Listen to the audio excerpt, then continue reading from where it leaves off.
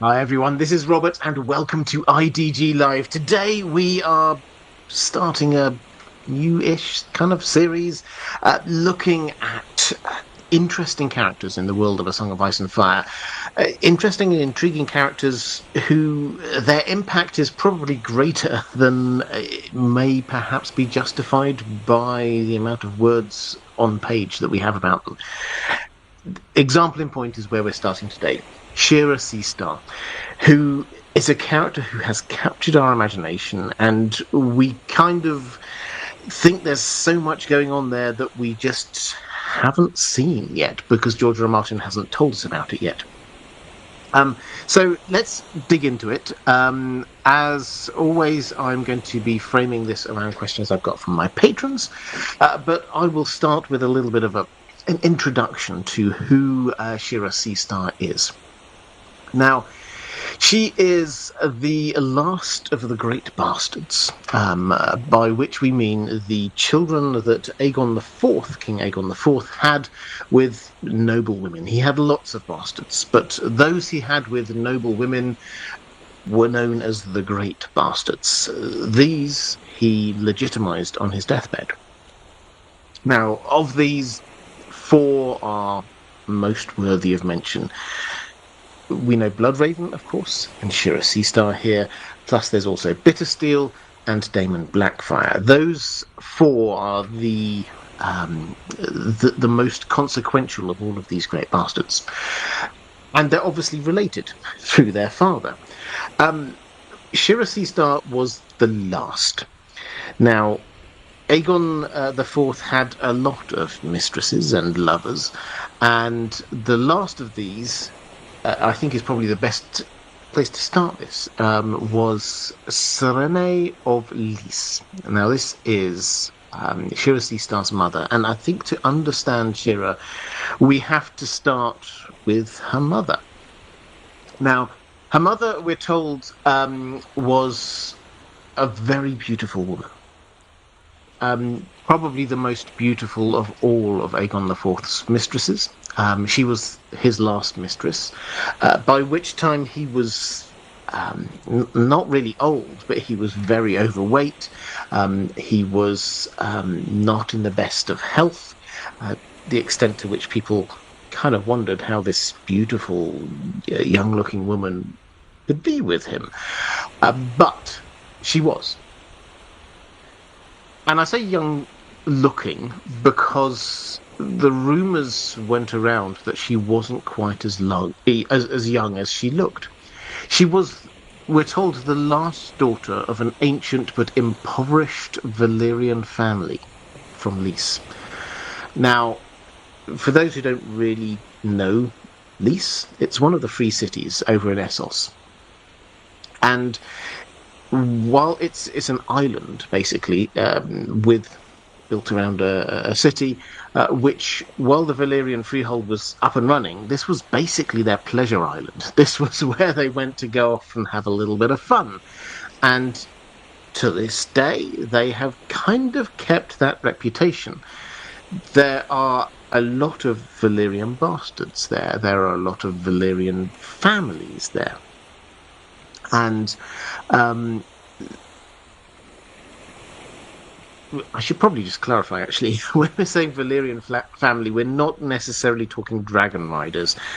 We think that the dragon riders, other than the Targaryens, all died out in the Doom of Valyria. But there were other lesser houses, as it were. House Velaryon is probably the most famous example here.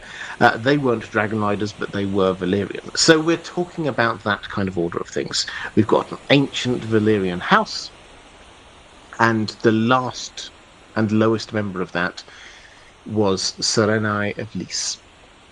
She was brought to court by the new hand of the king, who was Jon Hightower. We know no more about Jon Hightower than this, that he was the new hand of the king, and he brought with him to court Serene of Lys. Insert your own Hightower conspiracy theories here, but very quickly she became the new mistress of King Aegon IV, the last mistress of King Aegon IV. The rumours that she was much older than she looked sparked other rumours, or perhaps came from other rumours, that she was a magic user. She was a sorceress of some kind. Now, if you read The World of Ice and Fire, you will know that the Maesters bandy this around all the time. This is not something which is necessarily indicative of the fact that this person actually was a magic user, but here there may perhaps have been some truth to it. Now, she was the mistress of Aegon IV, but died in childbirth. Her first child that we know of, maybe she had other children earlier, but her first child that we know of was Shiera Seastar. Now, the name Seastar, Star of the Sea, is something that seems to have been a sort of a nickname to start with, but she seems to have kind of adopted it, and it's sort of become a surname to her. She was, like the rest of the Great Bastards, legitimized, but we'd never know her to actually take the surname Targaryen. Anyway, her mother died in childbirth, and so given the fact, and this was somewhere, we don't know the exact year, between the years, and people with even greater nerdy hats than me, with perhaps a little bit more time, have worked out some of these timings. So she was born somewhere between the years 178 AC and 184 AC. We don't know the exact time. It means that she's actually quite a bit younger than all of these other young bastards, 10, 15 years younger. And she will have grown up at court with no mother, and also effectively with no father, because King Aegon IV, he doesn't give off great dad vibes, let's put it that way, but also he was dying. And at some point in her first 6 years, he did die. And so after that, she grew up presumably at court as a sort of a loner. She was beautiful, though, and as she grew up, her beauty seems to have grown even more. George R. R. Martin, the best description we actually have of her is not in any of the World of Ice and Fire or anything like that. He did a series, if you've ever seen them, the paintings, the artist drawings by Amok, who provides some art for this channel, actually.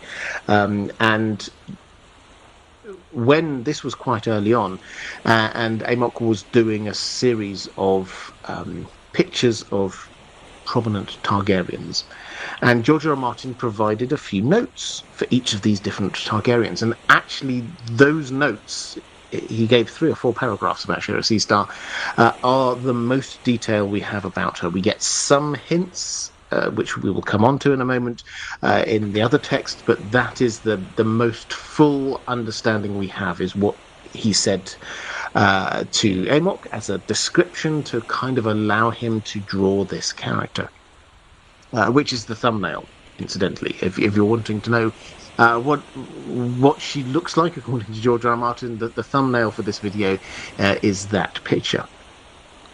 And she's beautiful. She's got this long, as she grows up, she gets long Targaryen curly hair that she wears long, like down past the small of her back. At some points it went down as far as the backs of her knees. She wore it long. She had what appears to be this kind of hourglass figure. She has this face shaped like a heart. This is something George R. R. Martin, it seems to be one of his favourite ways of describing a beautiful woman. He uses it for Melisandre, for example. Heart-shaped face, and we're told that as she grew up, she took lovers, and people became really quite obsessed with her. Lots of people proposed to her. She always said no.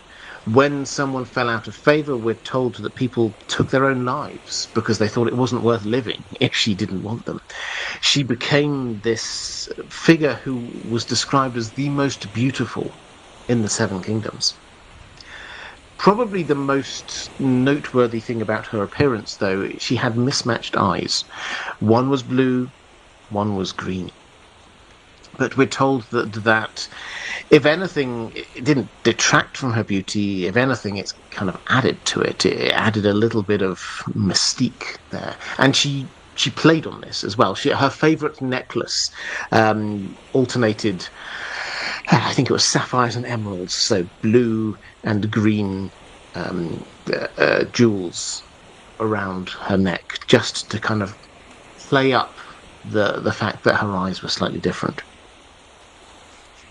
So that's where she was sort of as the world saw her. And the people who became or fell in love with her, became obsessed with her, we don't know enough details to know which side of this line people fell on, included two of her half-brothers. You know what Targaryens are like. Bloodraven and Bittersteel. Now, this is something Sir Barristan remembers. Sir Barristan, when we start getting chapters from his POV, he's there with Daenerys, and he often thinks back to times past and gives us little tidbits. He's often interrupted. He doesn't give us the full bits of information, but he gets these tidbits, and he starts getting a bit concerned about Dany and her lover Dario, and he remembers, or he thinks to himself, Targaryens falling in love doesn't always work out well. And he kind of lists all of these times when somebody fell in love and the Seven Kingdoms suffered. And we get this line: Bittersteel and Bloodraven both loved Shiera Seastar, and the Seven Kingdoms bled. The clear implication is that wanting Shiera Seastar and fighting over her in some way was one of the foundational things that led to the Blackfyre rebellions. We will get there. I think at some point I will do a whole series of videos on the Blackfyre rebellions, but I think one of the main points we need to remember about the start of this is that the driving force is actually not Daemon Blackfyre. Yes, he is the figurehead when we finally get there, but the driving force seems to be Aegor Rivers, Bittersteel. He's the person who is pushing for this all the way through. And it seems that his rivalry with Bloodraven, who was very much on the side of King Daeron, that was what pushed this to war. Don't forget that after Daeron inherited, there wasn't a civil war straight away. The Blackfyre Rebellion did not happen for another 12, 13 years. We got well into the reign of Daeron II before we actually had the Blackfyre Rebellion. Something went down, we don't know all the details, but as Sir Barristan says, Bittersteel and Bloodraven both loved Shiera Seastar, and the Seven Kingdoms bled. There's a causality there. Now, through all of this, what I've been saying, you might be excused for thinking that she was just a pretty face, a lovely, beautiful Targaryen woman. And I think she was, but that would be completely underselling her, because there was at least one, maybe many, many more layers to her. First of all, she was clearly very, very clever. She knew a dozen languages, we're told. And she surrounded herself with ancient scrolls of sort of magical lore and the like. And she was apparently a magic user. This is what we're told. Egg, famously in The Sworn Sword, Egg just sort of randomly says, oh yeah, Shiera Seastar, she does magic, and she bathes in blood in order to keep her youthful appearance, he says. We're also told elsewhere in the World of Ice and Fire that she worked with Bloodraven using sorcery to ferret out secrets. So while Bloodraven was Hand of the King and Master of Whisperers, she worked with him using sorcery to find stuff out. So that's what we have here. We have someone who is beautiful, yes, and used her beauty. And there's more than a hint that perhaps she wasn't a particularly nice person. She certainly seemed quite manipulative. Her mother was described as haughty, didn't really get on with huge amounts of people at court.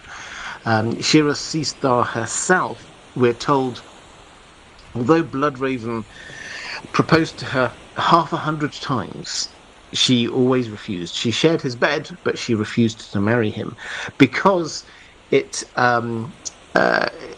amused her, or it pleased her more to see his jealousy. It amused her more to make him jealous, which isn't a particularly positive character trait, it has to be said. So we don't know, we've not met her, so we don't know, but she comes across as somebody very aware of the impact that she has on people, and also very focused on magic and all of the kind of the Targaryen-y lore hunting that was going on here. I've said several times before, this generation feels like the most magical generation that we have in Team Targaryen. There have been dragon dreamers at various points during the Targaryen history, but in this generation we have all four brothers, Aerion, Daeron, Aemon, and Aegon, all were dragon dreamers.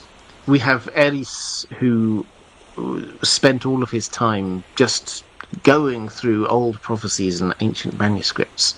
We have Bloodraven, who clearly was incredibly magical. We have Shiera Seastar, who it appears was magical too. This is a very magical time. We haven't yet seen it. In the Night of the Seven Kingdoms, we've not really seen this yet, because they're keeping it all very kind of down with the small folk and things like that, which is right. But during this time, this is the height of Targaryen magic. And what happens then is that she just disappears from the narrative. We don't hear from her again. The last chronologically, the last mention we have of her is in the year 211 AC, in the Swan Sword, when Egg says that thing about, Shiera Seastar bathes in blood kind of thing. That's the last actual mention we have of her. We don't know what happened after that. Probably she stayed alive for a while, but we don't have any kind of written record. The bit in the World of Ice and Fire about Aegon V's reign, given how long it was, quarter of a century or more, given how long it was, it's quite light on details, it has to be said. This is George R. R. Martin. He obviously is saving a lot of this for the Dunk and Egg stories when they get there, but it does mean that characters who will have been big and important at the time, we don't get the information about them. So she disappears from the narrative, and we do not know what happens. Which does lead into the first question, Taylor Jones saying, I'll get this one out of the way, is this Quaithe? Now, I will answer this one up front. You may well have seen my video. I did a whole video on this. I think there's a very high possibility that Shiera Seastar is Quaithe, who we meet in A Song of Ice and Fire. Why do I think that? Well, first of all, we have to kind of say, what would Shira, as far as we know, what would Shiera Seastar have done after Bloodraven went to the war? We know that she didn't marry, because we're told that she never married. She didn't really have any family beyond the Targaryens who were there. Her lover Bloodraven had gone to the wall. The other potential lover that we know of, Aegor Rivers, he'd been driven out of the country. She's fascinated by ancient texts and the like. I think it's entirely likely that Egg would have kept her close. She's clearly very, very clever. She's clearly very bought into the Targaryens. And as he starts increasingly to be wanting to investigate how might I hatch some dragon eggs, which we're told he became obsessed with towards the end of his reign, who would he turn to? Who would be the one person who knew the most about this? Well, two people. Maester Aemon, his brother, but he was at the wall as well, and Shiera Seastar. So, it makes perfect sense to me. If we know that Aegon sent people, or at least a person, to Asshai to get ancient knowledge, who would be the person that he would send? The ideal candidate would be Shiera Seastar. She was a Targaryen, so she was loyal. She was clever. She knew a dozen languages, so she'd be absolutely fine, sort of fitting in. She was fascinated by this stuff.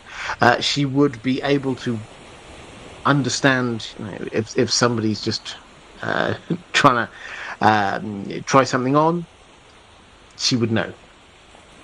She was the perfect person to send over to Asshai. Now, if she did go over to Asshai to get ancient knowledge, to perhaps send some pyromancers or magicians back, everything we know about her suggests that she would have loved it there. She would have absolutely loved it there. And she could go anonymous. Because if you stay there, if you then become of the shadow and you wear a mask, you're suddenly anonymous. She had never been anonymous in her entire life. She had grown up within the court in King's Landing. She's a Targaryen, which immediately makes her very well known to everyone.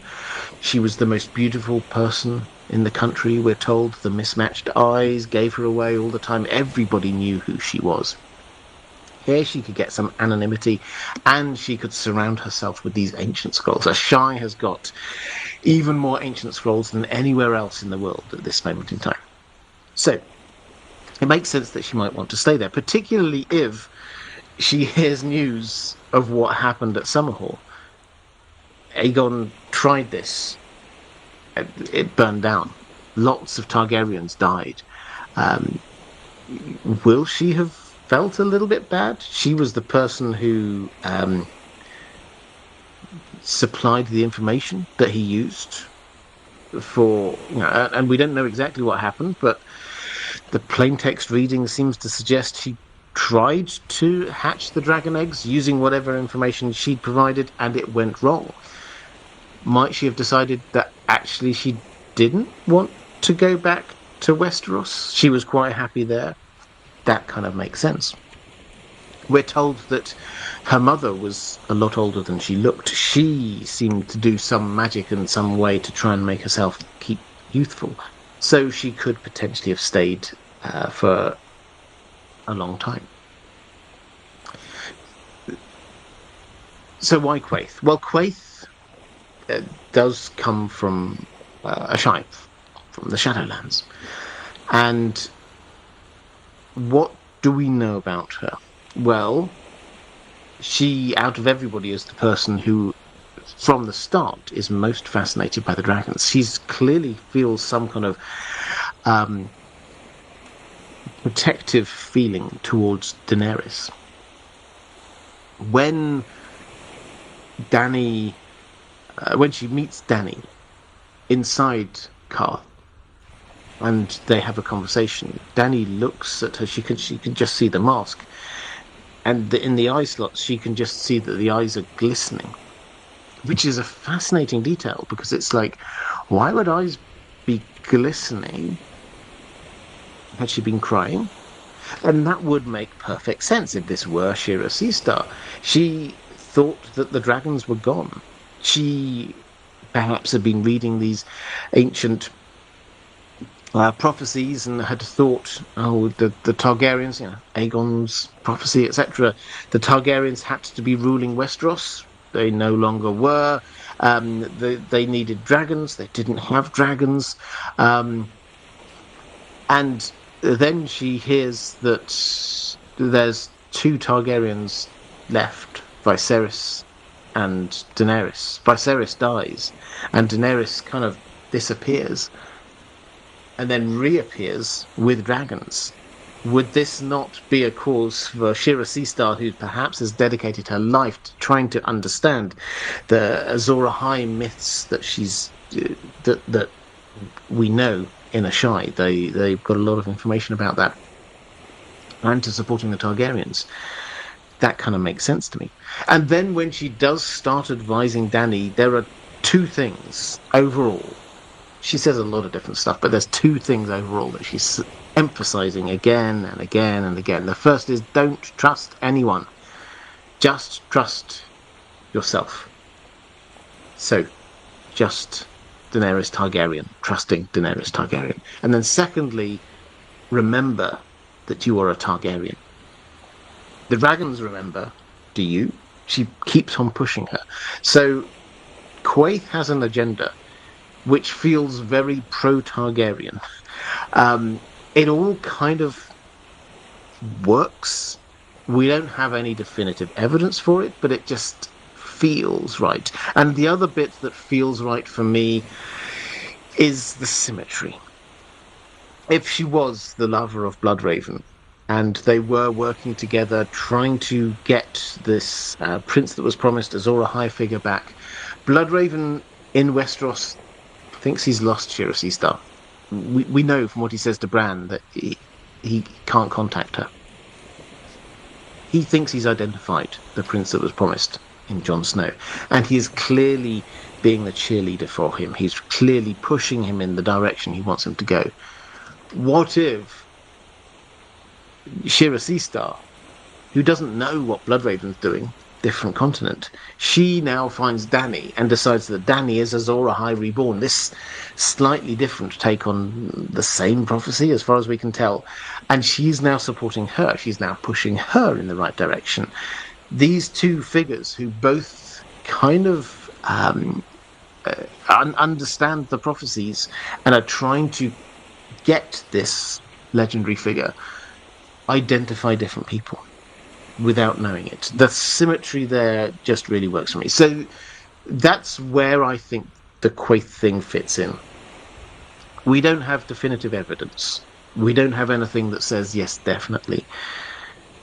But it just kind of works for me. It's sort of headcanon without there being anything that I can just sort of tick off and say, yeah, definitely 100%.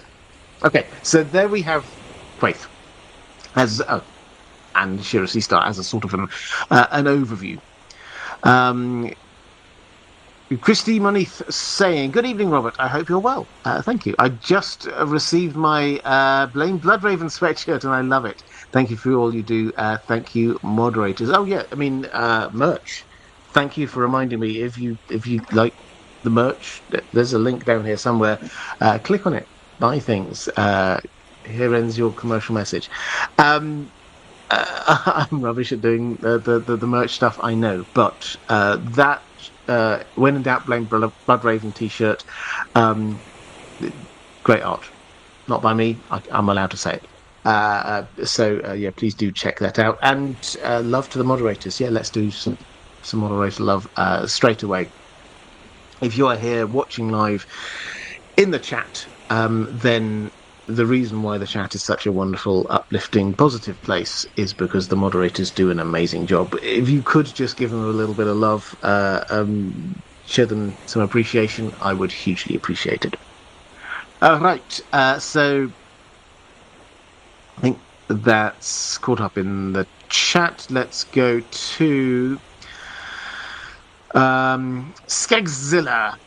saying, "Evening, Robert. I hope you're enjoying the better weather. Yeah, it's been lovely here in the UK actually the last couple of days. Do you think that some of one of those? I don't know. Complete digression. You know those kind of days where it's the skies are blue and the sun is quite warm. The air is still a little bit cold in the morning, but it just feels fresh. A couple of days of that, I love that weather. It's perfect heading into spring kind of weather." Skagazilla saying, "Do you think that some theories make the world of ice and fire smaller? Not complaining, just an observation. For instance, Quaithe being Shiera Seastar or Cold Hands being an already known character. I think people are eager for things to be connected that it sometimes are so eager for things to be connected that it sometimes removes the fact that things can happen for no reason." Yeah, so I absolutely agree with this as a principle. The world of ice and fire is massive, and it feels massive because of all these different characters. Because you get people heading over to Essos, and there's a whole different world going on there, which is completely disconnected from what's going on in Westeros. And you can see a couple of lines between them, but as a whole, Braavos is a fully imagined city in and of itself. And the politics which is going on there, kind of like under the radar, is its own politics. Now, if you start taking characters and trying to tie them together, particularly that this person is secretly that person, it does kind of make the world a bit smaller, in my view. Sometimes it's okay, obviously. There are a number of times George R. Martin does use this. Absolutely 100%. He has characters who are hidden and being other people. So, for example, Griff is John Connington. And we had to figure that out through Tyrion. Now, which, now we know this, we don't even think about it, but this was Tyrion trying to figure out, okay, who was this person? And if you were reading through for the first time, you might go, oh yeah, this is definitely someone. Let's try and work out the clues of who this might be and map it all out. And a lot of the time we get characters who are Cold Hands is a character that you mentioned.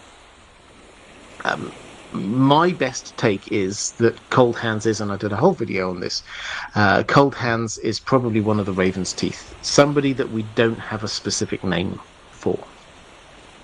We know that this isn't Benjen, but then some people want to say that this is a particular character. I did a video about this quite recently, there was a theory going around that maybe Dunk is Cold Hands. It's possible, but I actually think it makes the world bigger if it's not. If we do have this interesting extra character called Cold Hands, who has his own history and isn't just tying in another character from somewhere else. If Mance Rayder isn't secretly Rhaegar Targaryen or whatever random theory you can have, it kind of takes away. Mance Rayder has his own history and background and lore, his own drives, his own characterization. If you actually say, well, actually, he's this other person, it kind of brings this all down to a slightly smaller level. The link that you were making here clearly was with the Shiera Seastar Quaithe issue. Does this make the world a bit smaller? Well, yeah, I mean, my argument over the last couple of minutes would say that yes, it does in a way. But I think on this occasion, it does actually work and it adds to something. It's never set up as a mystery, it has to be said. What happened to Shiera Seastar? As readers, we might go, oh yeah, we didn't hear about what happened to her. But it's not set up as this great mystery of something, where on earth it was. And it makes sense that she does do the things which would lead her to become Quaithe. It makes sense that she would go to a shrine. Yeah. It makes sense that she would cover her face. Yeah. So all of these things kind of work, and we're not losing anything with Quaithe in that we're never really told much history about Quaithe. We're not given a great background. We're not given a story. Mance Rayder, again, to pick a random example, we're given his whole back history. We're given a story. We're given a motivation. We're told why he is like he is. With Quaithe, no, we're not given that. This would actually, in my view, it would add to the story because it would add to Shiera Seastar's story. So yes, as a general principle, I'm not a big fan, given George R. R. Martin has done it 2, 3, probably even more times. This person is secretly some other person. I do instinctively resist this idea that random person over there is secretly this person over here. But this time it does kind of make sense to me. Let's go with Mara Lee. Why is Shiera Seastar such a fascinating and mysterious character to a lot of fans? Okay. I think it's quite an interesting one because it's like she isn't mentioned that much, it has to be said. She gets two passing references in The World of Ice and Fire. You get Egg mentioning her in The Sworn Sword. We get a little bit of Sir Barristan thinking back to her, an oblique reference from Bloodraven himself. And that's about it. So, why is she a fascinating figure? I think there's a couple of reasons. The first is that what we do know about her makes her sound like quite an amazing person. She's not just like a run-of-the-mill Targaryen, just like a normal Targaryen. She's the most beautiful person in the entire Seven Kingdoms. She has an impact on people. Sir Barristan basically says that the Blackfire rebellions were caused by people fighting over her, which is a massive impact. Speaking 12 languages, being a sorceress, these are intriguing things. But most of all, I personally, perhaps because I'm obsessed with Bloodraven as a character, this appears to be Bloodraven's weakness. This is the thing that the woman that he loved. This is the woman he became obsessed with.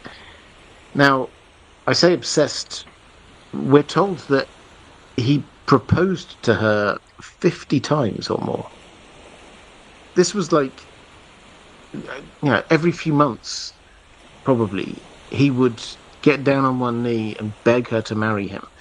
This guy who we attribute so much of the kind of the mysterious, manipulative stuff going on behind the scenes, this is his kryptonite. This woman. So everything we hear about her is absolutely fascinating. What was it? What did she do? How could she make people fall in love with her that deeply? What was she learning in all of those ancient scrolls? How was it that two men fighting over her could lead to not just one civil war, but several civil wars? All of this is really fascinating stuff. Makes her sound like an incredibly charismatic person, an incredibly clever person, a person who is at the heart of events, and then just not just disappears, it's just we don't hear anything else about her. It's a mystery. That, I think, is what is so fascinating, is that we don't have the bits of information we have are, wow, this was quite somebody. But then we don't hear any more. So, yeah, I would argue that is why she's so intriguing as a character. Rune Reader saying, "Hi, Robert. I hope you're keeping well amongst the spring sickness spreading across the realm. Weirdly enough, Jon Snow is joining Fortnite tonight. Well, I am keeping well. Thank you very much. Jon Snow joining Fortnite.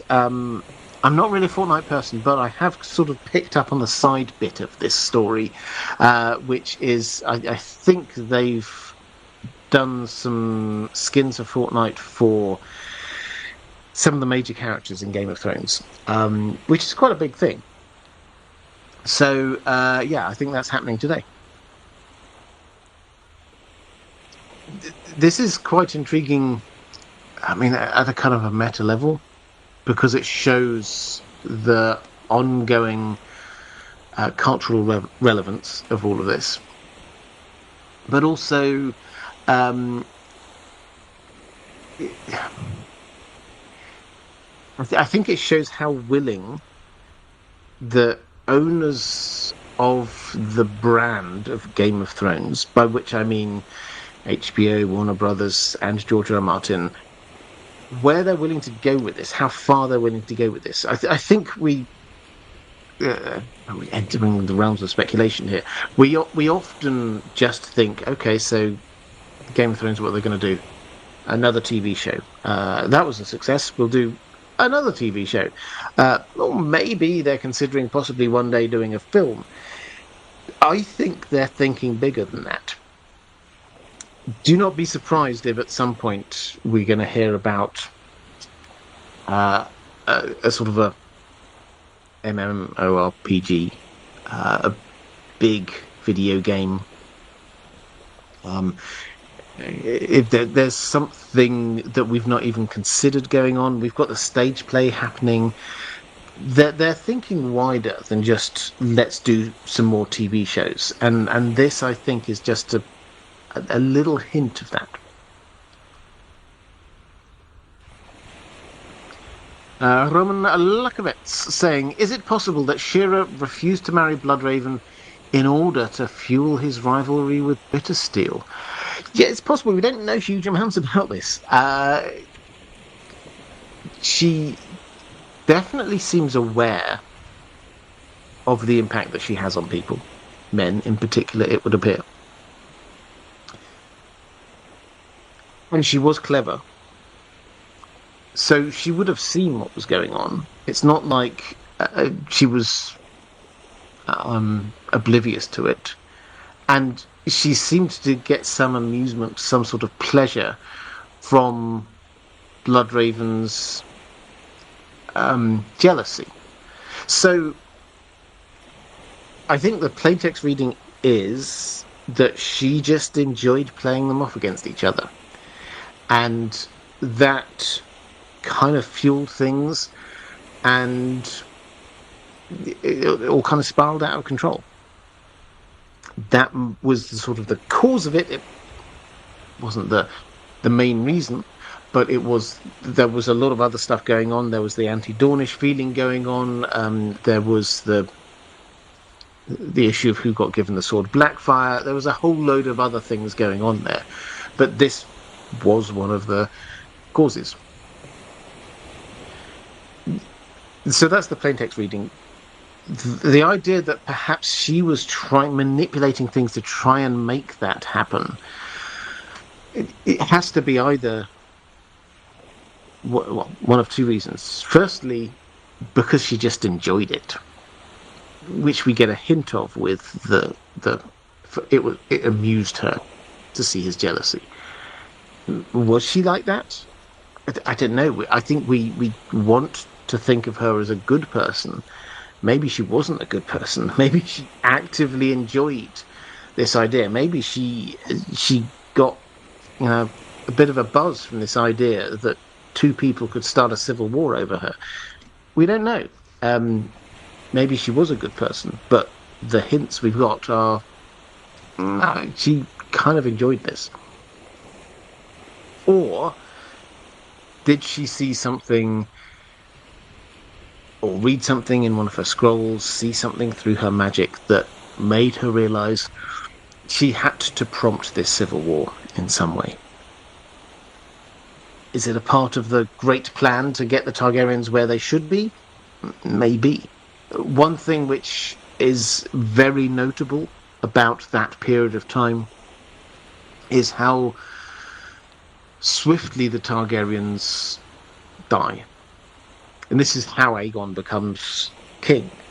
He was, I had Joe Magician on here a couple of weeks ago, and we're sort of vaguely, he was in the chat, so we were sort of vaguely trying to work out where was Egg in line to the throne at the time of the Hedge Knight, and it's 10th, 12th, maybe even 14th in line to the throne. A lot of people had to die in order for him to ascend to the Iron Throne. And they did. And the Blackfires did as well. It feels like there was somebody behind the scenes manipulating things to be pruning down the Targaryen family tree to just the right members. I think this is Bloodraven in some way, not all of it, but some of it is Bloodraven manipulating events. What if it was her? What if Shiera Seastar is the power behind the throne? It's possible. Kramer Inariano, completely mispronounced that. I do apologise. Saying, hi, Robert. What I enjoy about Bloodraven and Shiera Seastar is the idea of love versus duty. There's true love there, but it feels like they chose duty. But love has transcended a mortal life. What say you? Okay, so I think I get what you're saying here. In that Bloodraven went to the wall, we assume voluntarily. He seemed he was a magical person. He had people who were incredibly loyal to him. He could have run from that. He could have not gone to the wall. He could have done a number of different things. But he does go there because we think that he thinks that's where he needs to be. It's a duty thing.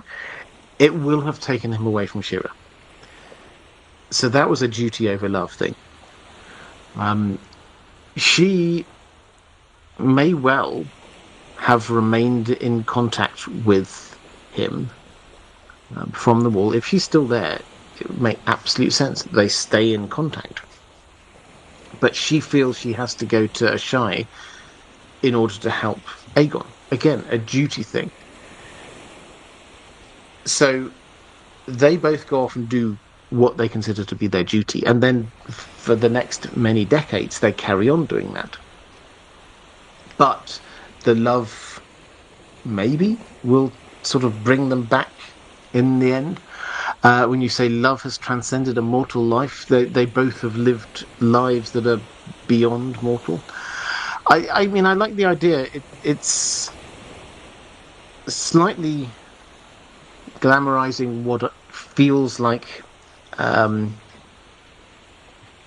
manipulation than duty. Let's put it that way. I think that they both felt, certainly Bloodraven felt, that the end justifies the means. He had to do certain things in order to get certain outcomes, and he would do those things even if it caused damage. But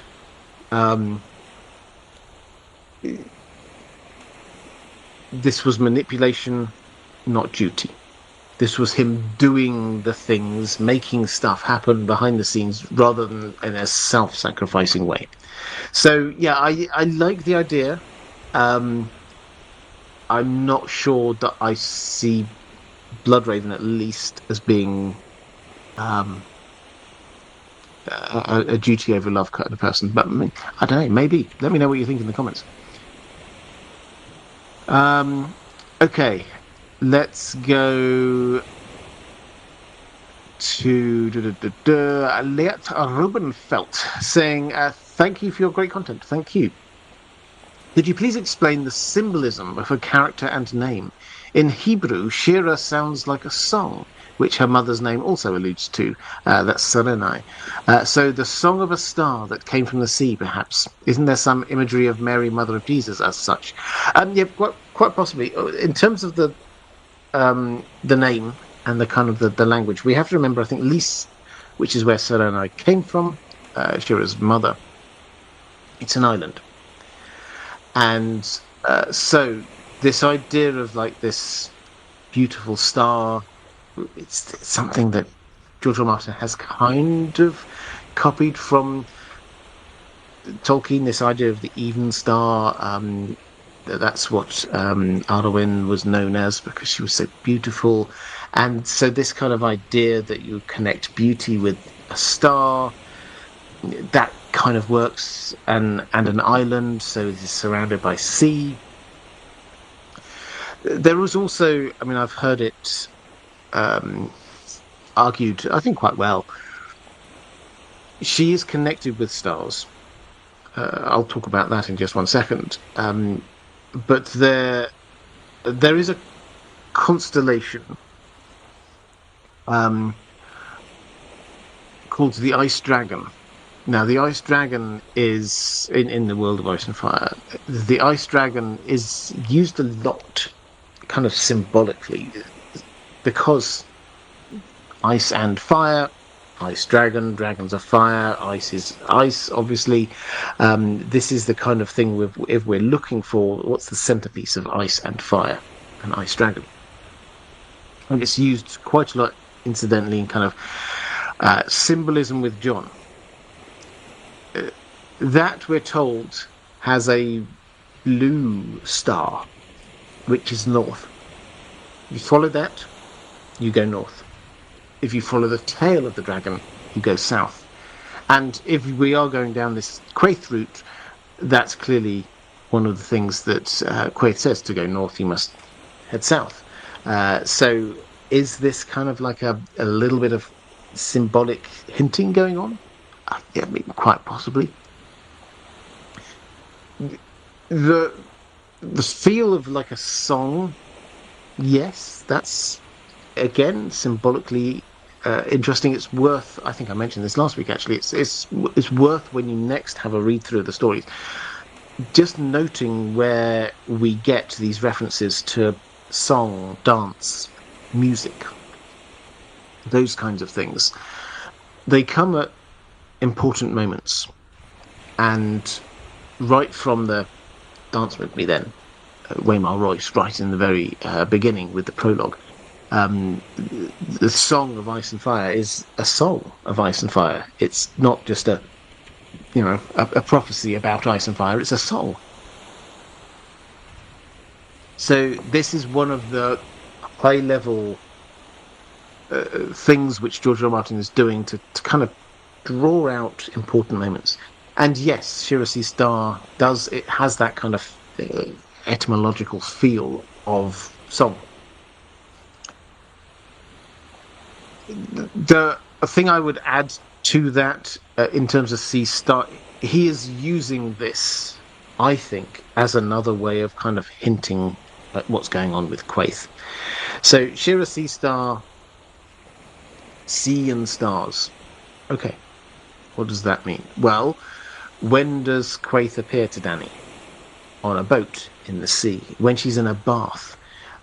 What does it look like when Quaithe does appear to her? The stars are out there. These are the bits of symbolism we get when we get Quaithe contacting Dany. We get sea and we get stars. So George R. R. Martin, yes, he is taking this as a symbolically who this person is and why they might be important, but also, I think, drawing a line from Quaithe back to Shiera Seastar.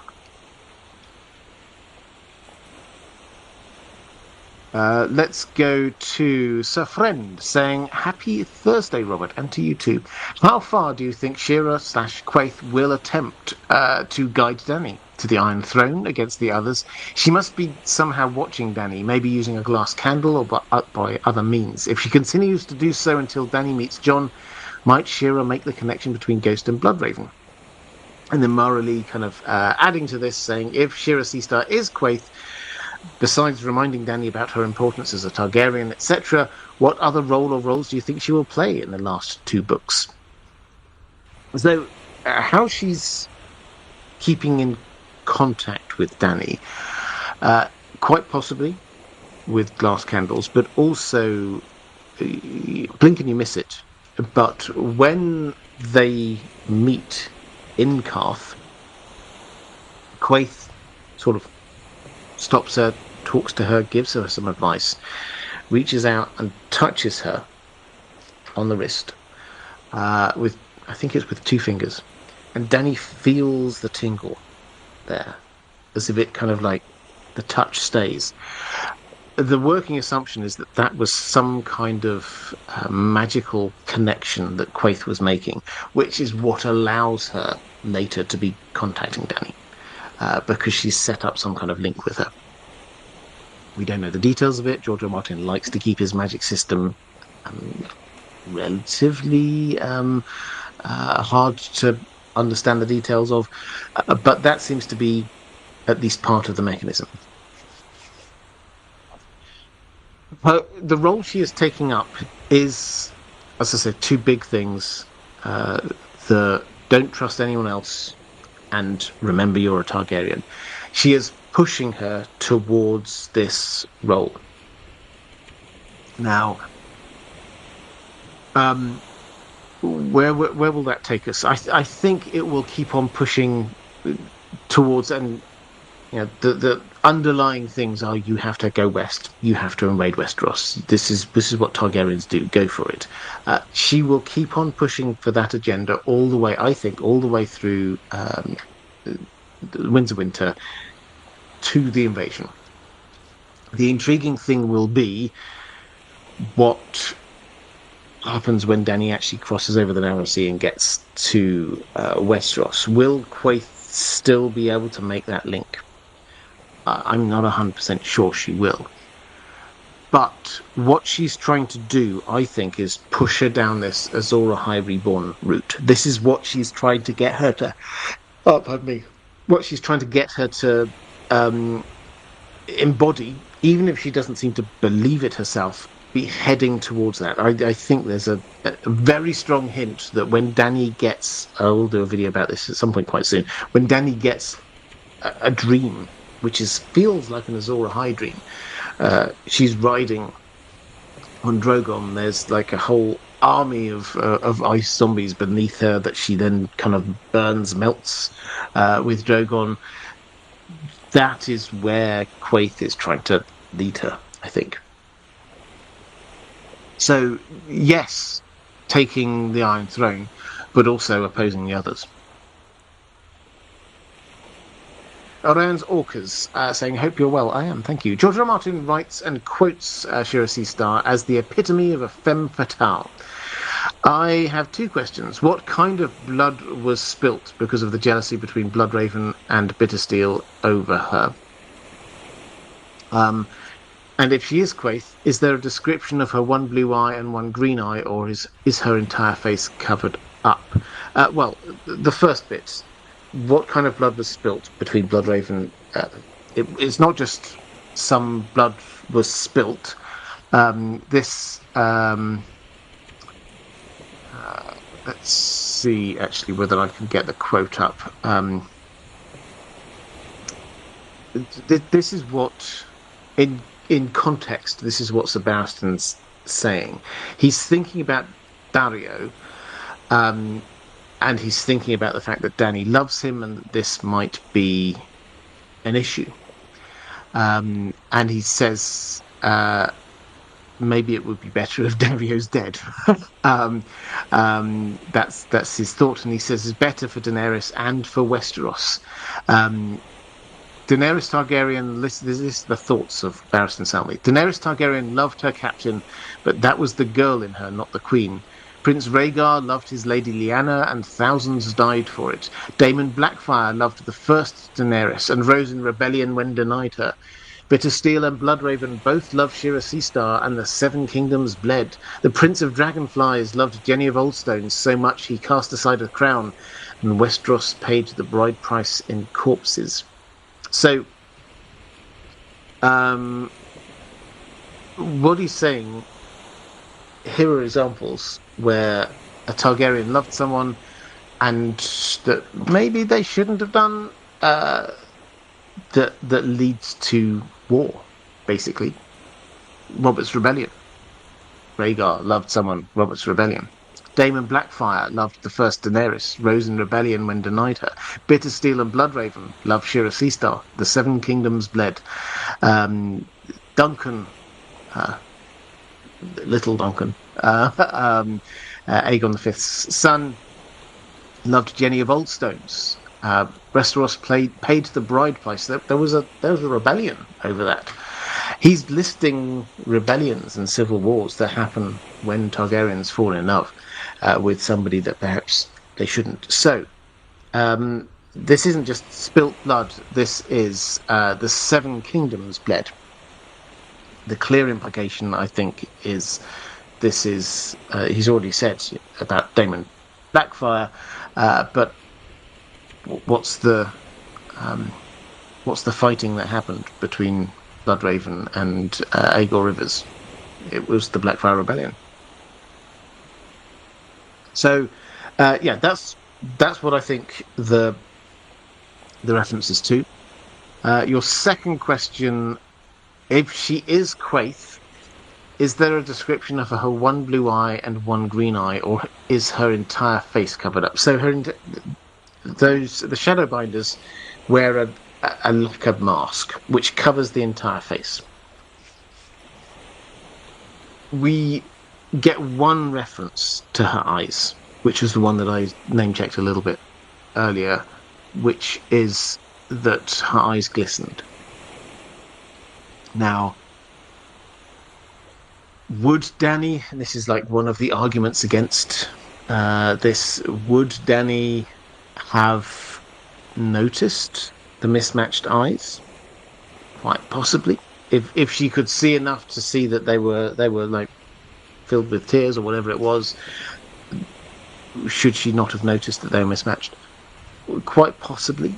I think this, though, is one of those times when we have to recognise how and when George R. R. Martin invented characters. We know that he's a gardener writer. We know that this is his style. As he's writing, he invents new stuff and he follows paths down and sees where they go. Shiera Seastar and the Great Bastards were not really invented until just a bit before the Swan Sword. A Clash of Kings was written before this, and so the character of Quaithe appears, and he might have had some kind of idea about who this person was, but not specifically who that person is, because he hadn't invented Shiera Seastar by name at that point in time. It's only later that she starts to emerge as this figure that we read about in the World of Ice and Fire and the Duncan Egg stories and so on. So at that moment, he may well have thought this is a secret Targaryen without saying anything, without having any more detail about what that is. It's only a little bit later, when he's filled out this whole idea about the Blackfire Rebellions, the Great Bastards, etc., that he goes, okay, so that's Shiera Seastar. And he's given her mismatched eyes, and it's like, do I rewrite that? No, that would give too much away. So, no, Dany wouldn't have noticed it, because at the time George R. R. Martin hadn't written about that. So I don't think that this is a strong argument against it being the case, provided you accept this idea that George R. R. Martin only came up with the idea that Shiera Seastar is Quaithe after he'd invented Shiera Seastar, which obviously kind of makes sense.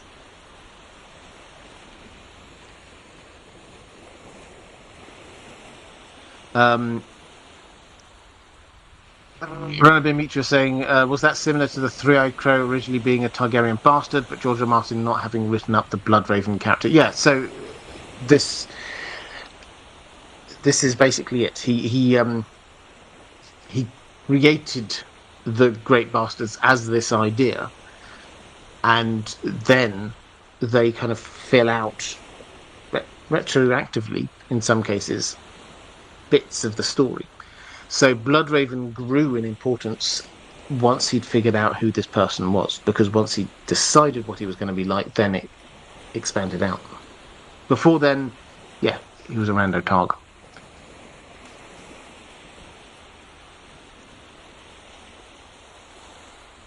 Catherine, first, is if Shiera Seastar is still alive, does she have to be in Westeros for Bloodraven to see her through the Weirwood network, or could he see her in Essos too? Well, this is a really intriguing thing. We don't know exactly how the Weirwood network works. Our working assumption is that there are no Weirwoods in Essos. That whatever link, because the Weirwood network is not just the trees, it's underground, connected up as a root system as far as we can tell. Whatever root system it was severed when the Hammer of the Waters happened. And that probably means that he can't see over into Essos. A slight asterisk to this is, though, that when training Bran, he basically says you can see out through the eyes, you can see whatever the Weirwoods could see. Back through time. But in time, you will learn to be able to move beyond the Weirwoods, which is an intriguing kind of moment, because it's like, how far beyond the Weirwoods? Can he just go anywhere in space and time, or are there limits? Is it anywhere within the kind of the sphere of the Weirwoods? It's quite hard to say, because we haven't had that bit of teaching yet from Bloodraven. My best guess is that yes, in Essos that's off limits. We don't know what's going on in Essos now through the Weirwood network. They don't know, and that is how Bloodraven seems to have lost track of what's going on with Shiera Seastar. She headed off to Essos and she never came back, and that's all he knows.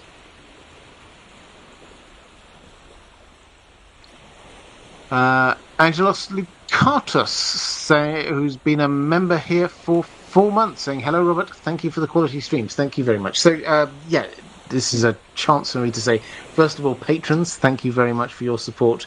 I can't do it without you. Genuinely, I can't. So thank you. If you do want to support this channel, the best way to do that is through Patreon. There's a link down in the description somewhere. But there are other ways you can support if you want to. If you want to here on YouTube, then you can become a channel member. And thank you very much for that. You get on these live streams, you every now and then you get highlighted messages and things like that, which is easier for me to spot as they're going through. But I will start rolling out the kind of the similar thing in other places. If you're watching this on Facebook, hi. We're now simul streaming over on Facebook as well, and we're also on X.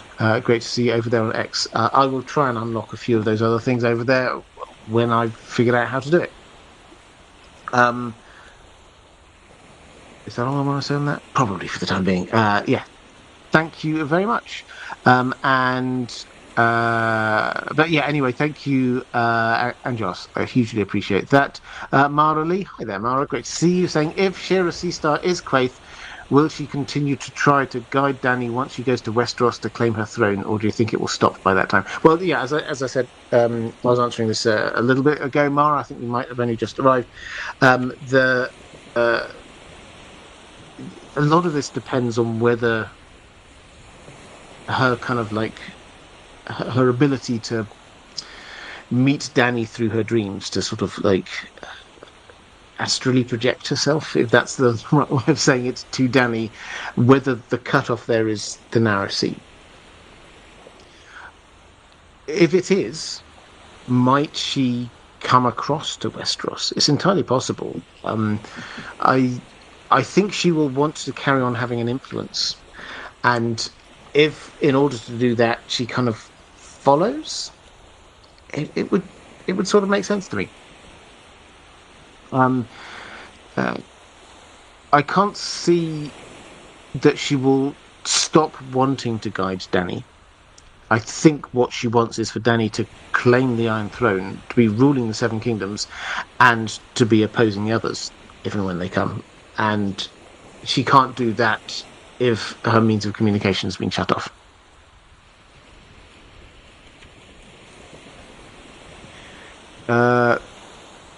Catherine Furseth, can you talk about the magic use of Shira, please?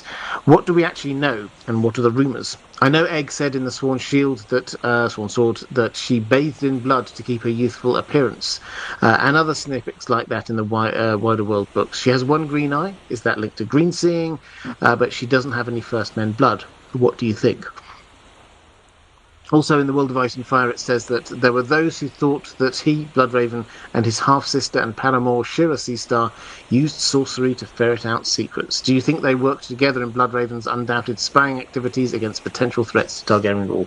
Well, on that bit, yes, 100%. I think they did work together. I think that he was Master of Whisperers, but I think that she was largely operating as a kind of a mistress of whisperers too. What do we know about her magic? Not huge amounts. It seems both practical magic, as far as we can tell, and bookish magic. She surrounded herself with these ancient scrolls. And it doesn't come across as being, just from what we read, as being either particularly the Targaryen magic that we know, which is about the dragon dreams and things like that, and also dragon bonding, or the First Men kind of magic. We don't read about her skin changing into any animals or anything along those lines. It seems to be her own type of sorcery. We do get other examples of similar kind of lurid claims against some people. So she appears to have been researching her own type of magic. It wasn't taught by her mother. That bit I think we can be pretty clear about, because her mother died in her birthing bed.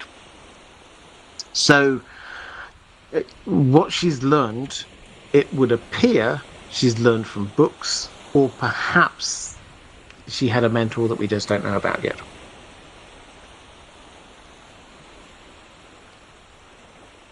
Let's go to a question from Ranabir Mitra. I wanted to ask, what was Shiera Seastar's role in the court of Aegon V, post Bloodraven's banishment to the Wall? We're giving no information, except that Aegon V sent for mages to Asshai for preparations for Summerhall. Have you noticed that we've not been given any information about Aegon V's court? 26 years of reigning in Westeros that is openly against the Targaryens from as far back as 209 AC. How do you think Aegon V achieved this stability, and particularly how did Shira play a role? I feel like Prince Duncan was Hand, Jaehaerys was Master of Laws or Coins, and Shira was Master of Whisperers. Okay. So what was her role? It makes 100% sense to me that she was the Mistress of Whisperers. She was half doing that job already with Bloodraven. If Bloodraven goes, it makes sense. Egg would want his people around him. Yes, I think this is worthy of note. The fact that the TV show A Knight of the Seven Kingdoms came through very strongly on the anti-Targaryen hate. So people who were otherwise seemingly quite nice, Raymond Fossaway, just coming out with really strong opinions against the Targaryens. The Laughing Storm as well, Lionel Baratheon, really strong, and hinting that he thought a civil war was on its way. Yeah, there's a war coming, he actually says to Dunk. So, given all of that, and given the willingness for other minor characters to be saying bad things about the Targaryens behind their back, and the Targaryens not responding in a strong way, means that we do have this kind of anti-Targaryen feel, even from back then.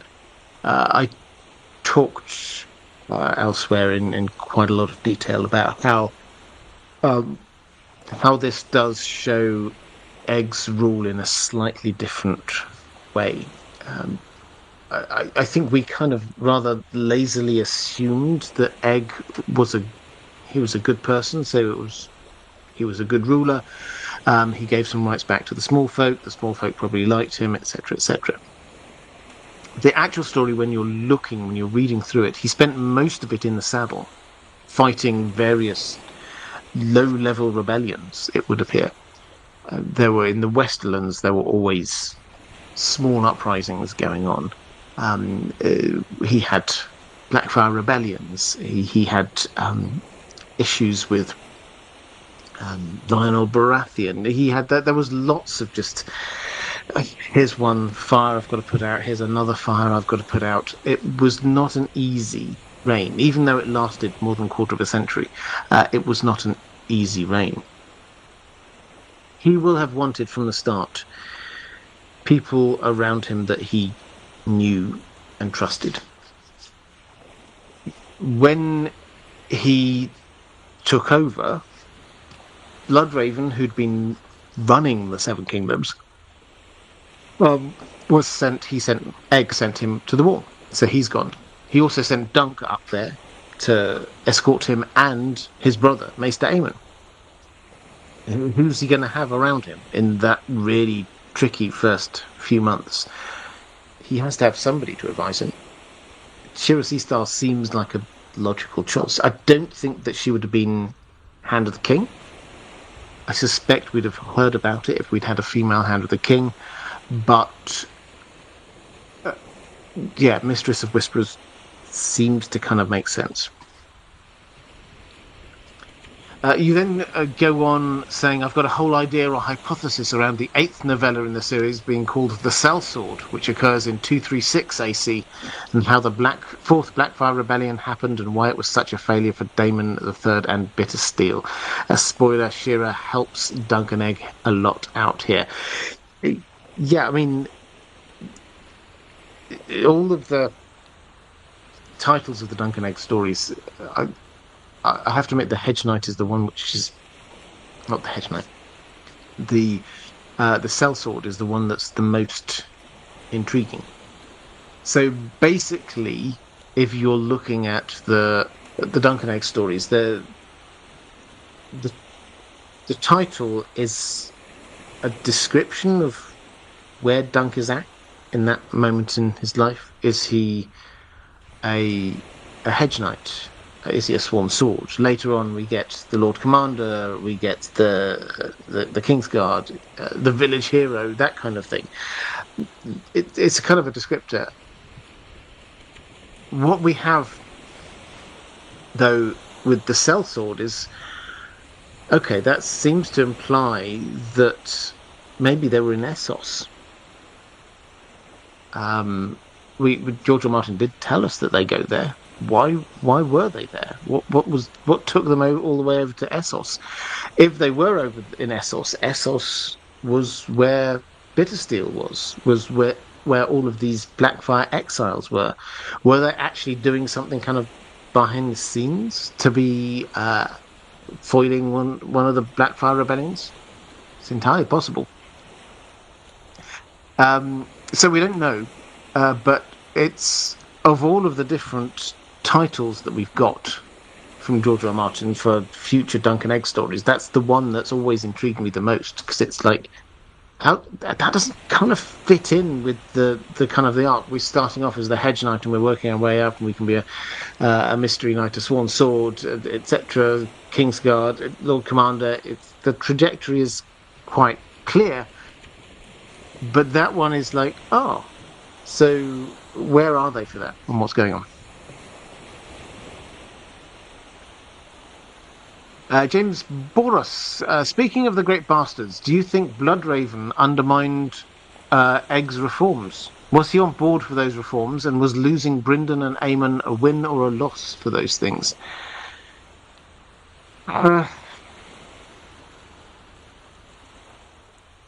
So I mean, I don't get the impression. So Bloodraven at this moment in time, let's just sort of place this. Um, Bloodraven at the start of Egg's reign, Aegon V's reign, he goes up to the wall. He then spends a few years at the wall, a few more years as Lord Commander, and then disappears north of the wall. So that's kind of where we place him during all of this. Was he on board for those reforms? I mean, I don't think he will have cared huge amounts about the reforms themselves. I don't think that was the issue. I think that what Bloodraven was wanting was the right line to come down through Egg for him to get his prince that was promised. Now, Bloodraven won't have wanted Egg to lose the throne. He won't have wanted Egg to be facing a serious and significant civil war, rebellion. And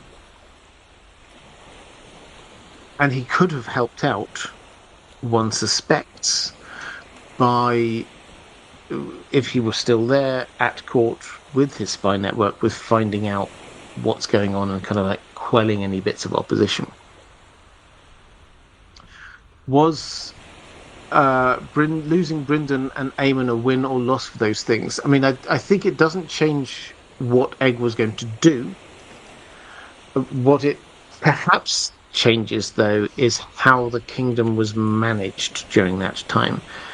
We don't know what Egg was like as a grown man, other than a kind of offhand comment from Aemon that basically implied that he still had that kind of childish quality as he was about to take the throne. He perhaps didn't come across as being like fully grown up. He still had an innocence to him. And if that were still the case, then maybe he would have benefited from having a wiser person there who could help spot some of these small rebellions before they got bigger and actually helped him deal with them.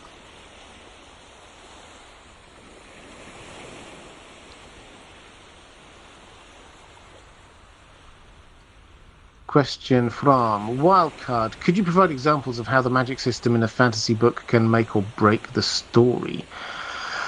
I mean, that's quite a very sort of a broad question. How a magic system in a fantasy book can make or break the story. I mean, my overall take is that I personally instinctively prefer these kind of soft magic systems that leave some to the imagination so that we don't understand everything that's going on. So I'm not a fan of systems, as it were. I like my magic to be a little bit mysterious, a little bit scary, a little bit leave a little bit of uncertainty about what we might see next. As how I think that helps make A Song of Ice and Fire work. One of the things that I don't think a lot of us, when we get to the Winds of Winter, are sort of necessarily attuned to is we spent so long focusing in on understanding how magic works based on what we've seen already. What has happened in every book so far is that we get new magic, new things. Melisandre has a shadow baby. What? What's going on there? That's completely new. Beric sacrifices himself, so Lady Stoneheart can be there. What's going on there? That's completely new.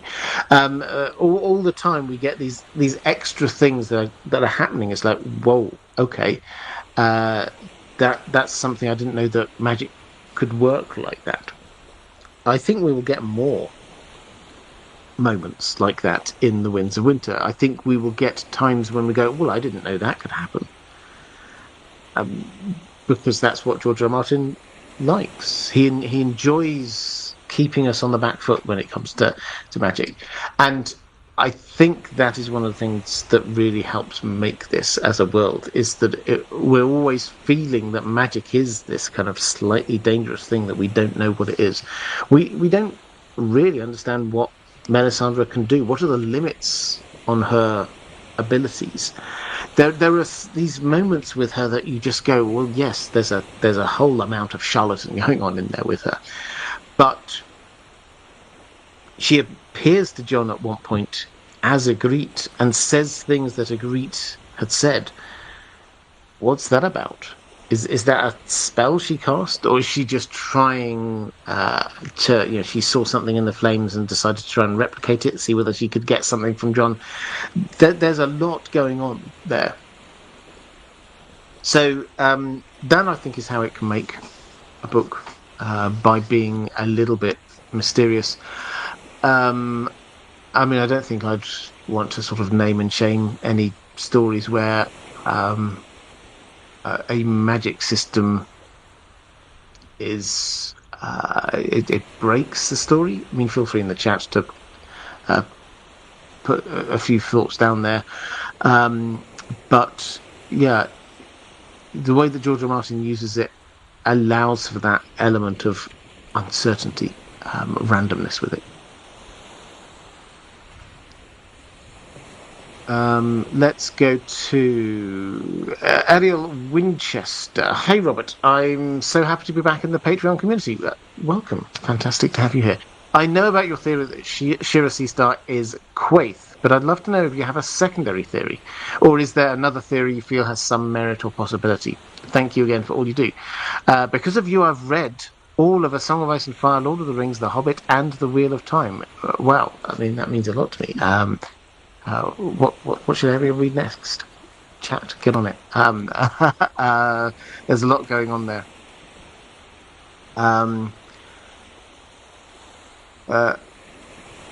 Oh yeah, Wildcard actually saying Harry Potter magic system is so basic it heavily foreshadows the story. I mean, I think that I don't think it breaks the story with the Harry Potter, and I'm not going to get distracted into Harry Potter here, but just as an example, I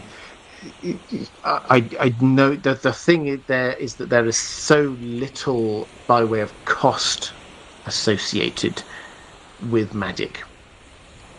And the cost of magic is something which is pretty ubiquitous amongst fantasy stories, is that there has to be, you can't just make something glorious happen. There has to be some kind of, you have to pay for it in some way. Whether that is just, it tires you out, or it's something even greater, King's Blood or whatever, there has to be some sort of cost attached to it. With the Harry Potter stuff, because you seem to be able to do endless bits of magic all over the place without much of a cost attached to things, it does mean that you then start having to ask these questions like, how on earth are the Weasleys poor? If they're magical, surely they can do things that could earn them some money. Surely they can magically make those wizardy robes, up to date and clean and good. Why can't they do these things? Which meant that J.K. Rowling had to then go off and create a few extra rules about what could and couldn't happen with magic, just to manage the fact that she'd started out with a system where magic was almost cost-free.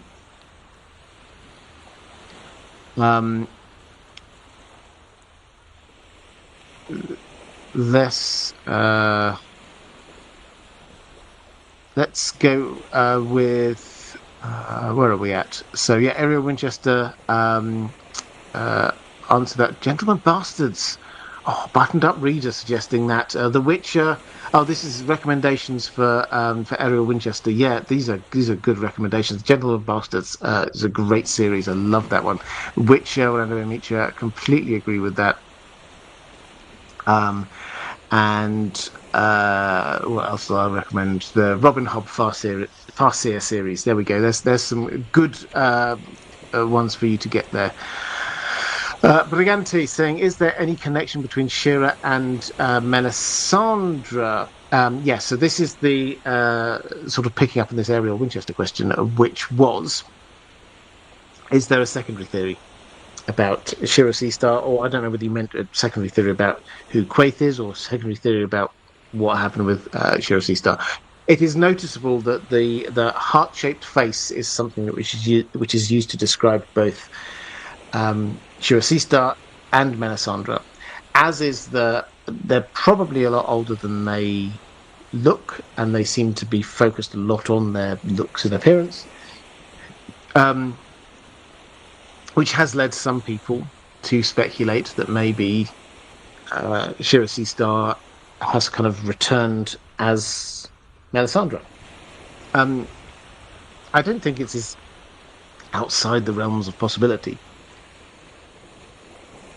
But the hints we have from Melisandre, having now had a chapter from her POV, is that she remembers Melody Lot 7 as a child being sold into slavery, which is not Shiera Seastar's backstory at all. She grew up almost certainly within the court of King's Landing. So it doesn't kind of, the two backstories don't kind of work together. Do I have a sort of a second favourite theory? See, I think the problem I have with Shiera Seastar is that the little we know about her makes her sound so amazing that she's a magic user. She's the one of the most powerful characters we know. Bloodraven fell head over heels in love with her. People jeweled over her, leading to civil wars. People, if she withdrew her favour, people would think life was no longer worth living. She spoke 12 languages, not just like a couple of languages, 12 languages.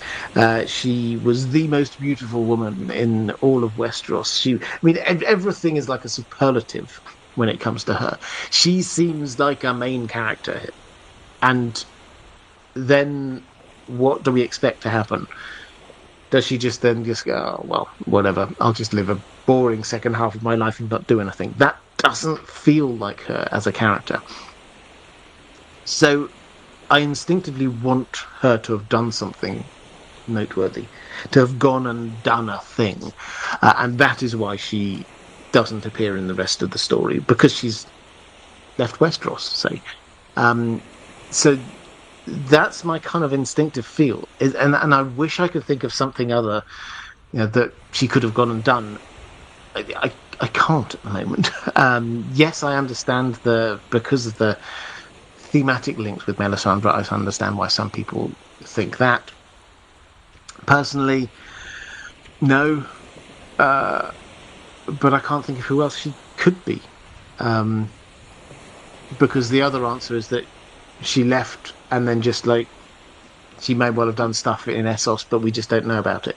It feels a little bit deflating after how much George R. Martin had kind of bigged her up through all of these random sort of side references.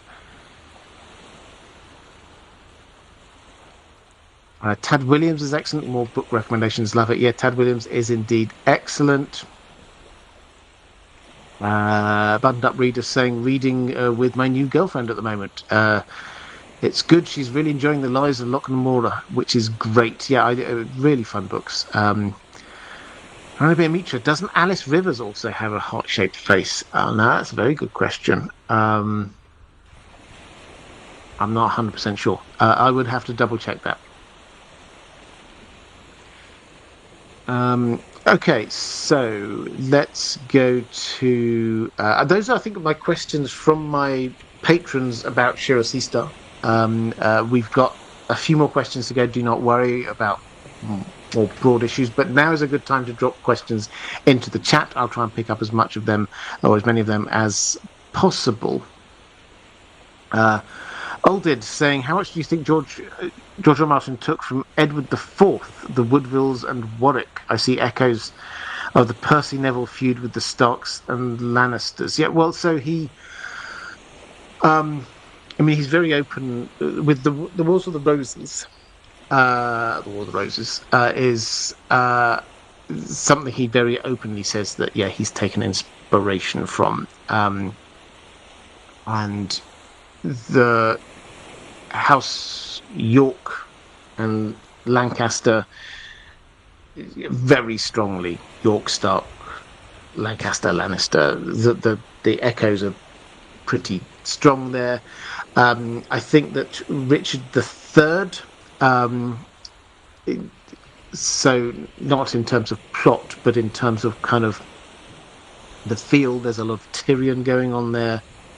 That he's this character who history remembers him for his physical deformities. Whether or not he actually was deformed is an entirely different matter. But as a result, they were willing to see terrible things in what he did, which again may or may not actually be true.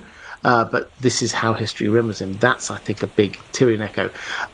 As for Warwick, so we get, I forget his name, but the Duke of Warwick, I think maybe Earl of Warwick, he was known as the Kingmaker.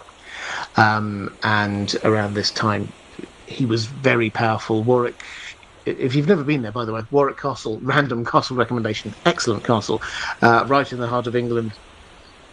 They had a huge amount of power, and that's why he was known as the Kingmaker, because where he threw his weight, that will be the people who actually got onto the throne. And that does have Tywin kind of vibes going onto it. So he definitely took a lot of inspiration from that period of English history, and he's been quite open about it.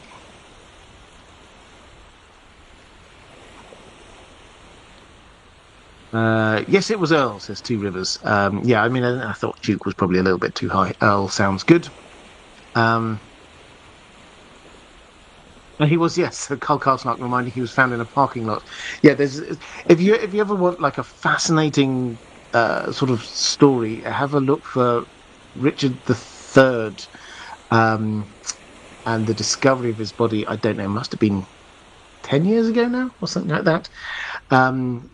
They found him buried. It was underneath the car park in the UK, in Leicester, I think it was, and it was there. This woman who was adamant that he was there, and then for whatever reason they were sort of digging this up, and yeah, they found him and gave him. I don't know. I think they might have taken him to Leicester Cathedral, maybe even. I'm not entirely sure, but they definitely took his body and gave it a proper burial. But yeah, a bit too much of a digression for this stream, but do go and Google it if you're interested.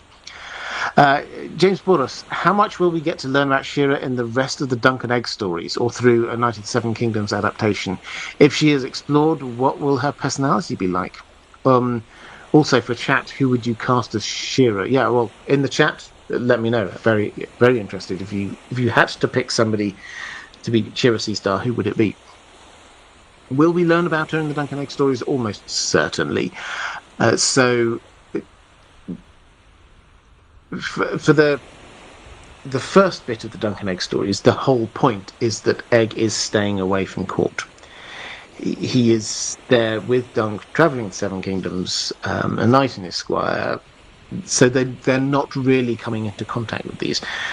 At the end of the Mystery Night, yes, Bloodraven makes an appearance, but we shouldn't expect Shiera Seastar to be making a split. We don't know where she bases herself at this moment in time. Probably King's Landing, but we shouldn't expect her to be making an appearance in the next 2 or 3 stories anyway. However, once we get as far as Maekar being king, then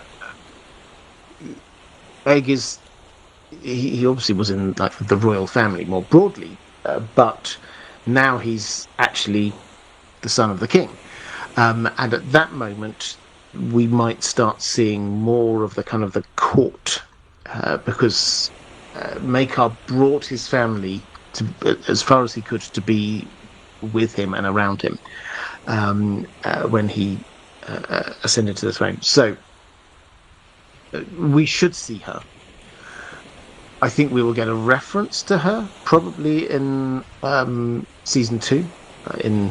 We did get a reference to her in book 2, and we should see more of her in later stories. I think if my Quaithe theory is correct, then as he is entering the end of his reign, then he will be leaning even more heavily on her to be getting this information about how he might hatch a dragon egg.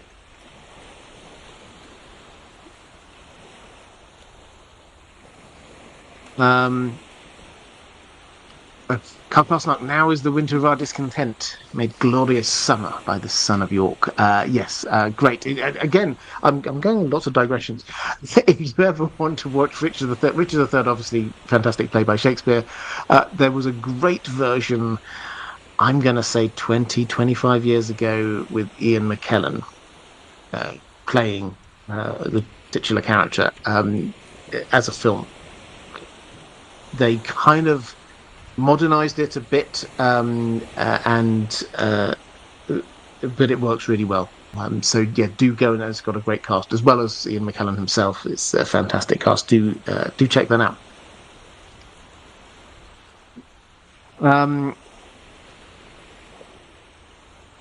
Have a quick flick through. Kirsty Angel saying Shiera Seastar, also known as the Star of the Sea, ties her to Mary, Mother of Jesus. The North Star Polaris. Nymeria has a star in the book, and she's of the sea, and Maria or Maria, etc., all mean star of sea. Thank you. That ties in with somebody asked a question earlier on about this. Thank you. Happy to add that one in.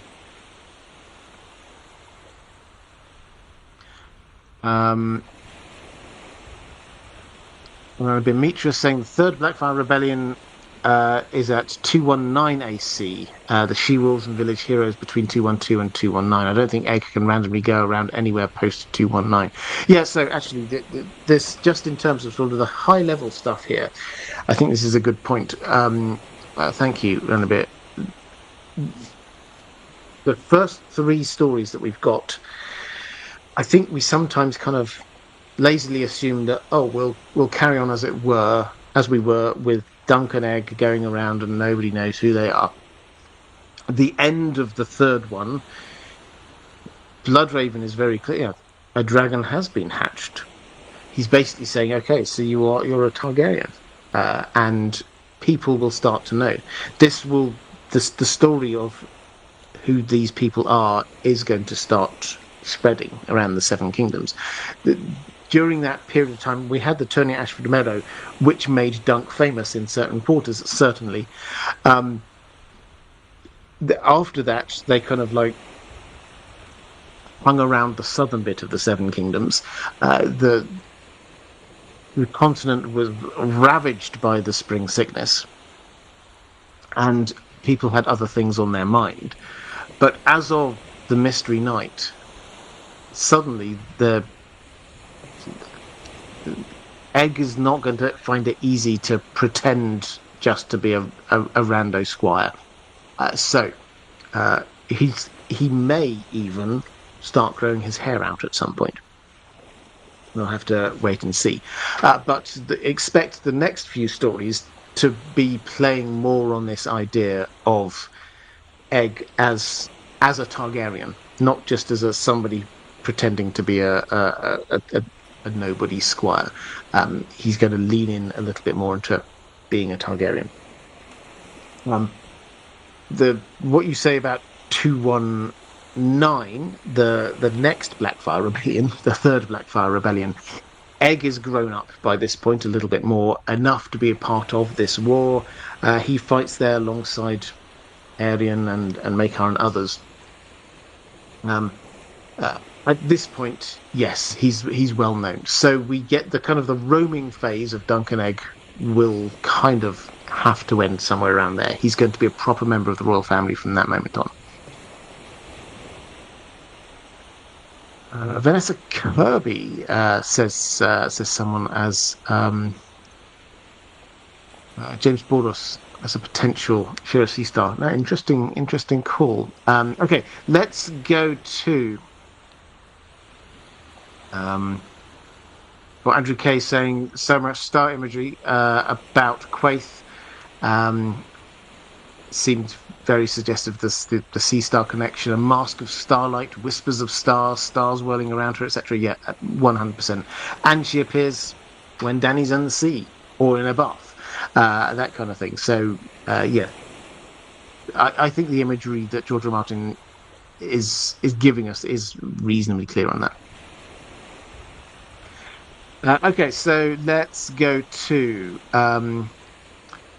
Alhad saying, hello, Robert. Apologies for asking an off-topic question, not a problem. I was travelling for last 2 weeks. We have an indication that Dunk might meet Tansel in the story. He will definitely meet Rohan, Lionel, and Makar. However, do you think he will meet Sir Bennis of the Brown Shield? There is an unfinished story. If time permits, can you speak about the characters from the Knight of the Seven Kingdoms that are likely to reappear again? Yes, so the idea of Dunk meeting Tansel, it was one of those. You may remember there was a time 3-4 weeks ago where we got, in the space of 48 hours, we got from the the cast of Knight of the Seven Kingdoms, we got, I think, 3 different what you could call spoilers, and just on their media rounds, which was fantastic. And one of them was this: the Peter Claffey was there doing some sort of interview with the actress who plays Tansel, who apologies, I forgot her name. And he says something along the lines of, I don't think it's spoiling anything to say that it would make sense for this character to appear in the same room as Tansel again at some point. Which is actually true. He does keep on thinking about it. He goes to Dawn, basically looking for her, and then is still thinking about her when we get to the Swan Sword. He finds himself kind of like dreaming of absent-mindedly Rohan Weber, and then he's like, no, I shouldn't be thinking about her, I should be thinking about Tansel, which is a very kind of Dunkish thing, because like he didn't really know Tansel that well either, so it's not like he's not cheating on her or anything. This is just like why does he think he owes it to her in particular? But yes, it does make absolute sense that they might meet up again at some point. As for other characters, yes, we'll definitely see Makar again. I think you're completely right there. Lionel Baratheon, we know much later. He will play an important part in the story of Aegon V. Egg as King Aegon V. He, in what seems to be sort of increasingly desperate attempts to get the Seven Kingdoms to buy into him, get the lords to be on his side, he decides he's going to marry his children off, not to the Targaryens, but to important families around the Seven Kingdoms. And his eldest son and heir, he was going to marry off to one of Lionel Baratheon's daughters. But that all falls through because of the whole Jenny of Oldstones thing, and Lionel Baratheon, the Laughing Storm, basically declares war. He starts a rebellion on his own. It gets put down. Dunk and they fight each other. Dunk wins, and the whole rebellion is called off. So he will appear later on. I think when we get to the end of the Mystery Night, so season 3, we will probably see Bloodraven will appear, but it would make sense they might want to just drop in. Maybe Maekar could appear there. It would be absolutely fine. He doesn't in the book, but it would make sense if he were there. And maybe a few other characters that we saw at that tourney could just randomly be there as a part of Bloodraven's army. So we could see these people, but in terms of characters that we will definitely see again, we'll definitely see Aryan again, we'll definitely see Maekar again, we'll definitely see Darren again, so his family, basically. We're definitely going to see Lionel again. I think the hints are very much that we will see Tansel again. I don't think, from a show perspective, they'll be able to resist someone like Raymond Fossaway, who came across really strongly. It has to be said. I think that we may touch base with him again. The way that the books so far have been written is almost a completely new cast each time. So Dunk and Egg carry on, but they're in a completely different place with a completely different story. So expect that for seasons 2 and 3. Seasons 4 and 5, if we get them, could very well be based on She Wolves of Winterfell and the what's it called? The Village Hero, both of which should be, again, predominantly completely new casts. So it's only when we start to get the Egg having to sort of stay closer to power, stay closer to King's Landing, that's the point where we might see these characters come back.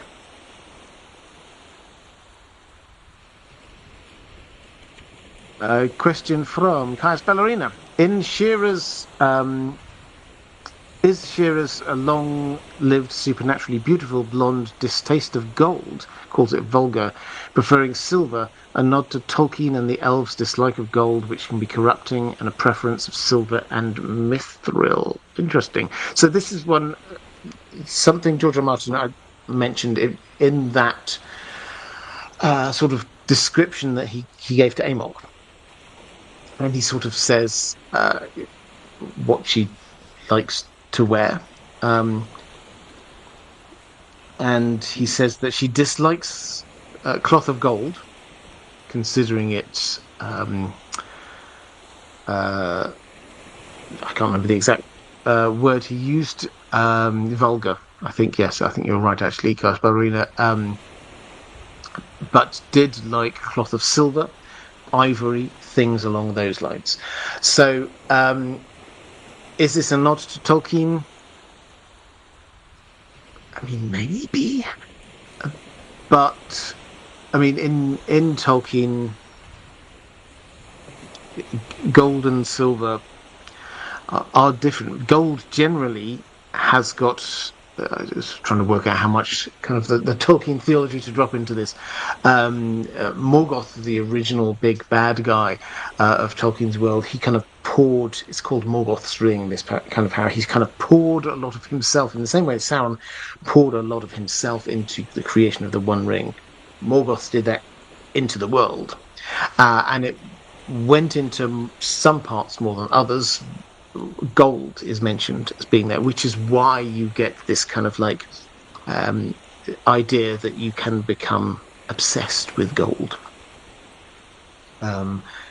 So there in Tolkien, gold is, I mean, it's not bad, but it's got this kind of underlying bad feel to it, whereas silver can come across as being pure and good, and mithril, obviously, this fantastic substance. Is it a nod to Tolkien? I'm guessing probably not, but I like the thinking. One day I will get to interview George R. Martin, and one of the questions I will ask is to do with Tolkien, because he loves Tolkien so much. He can't go through a long-form interview without mentioning Tolkien at least a couple of times. And yet, if you're looking for obvious kind of nods to other fantasy writers in his stories. There are some very clear nods to Mervyn Peake, for example. To Tolkien, it's not 100% clear. I've got some ideas where he might have taken some inspiration, but I would just love to hear what he says about that.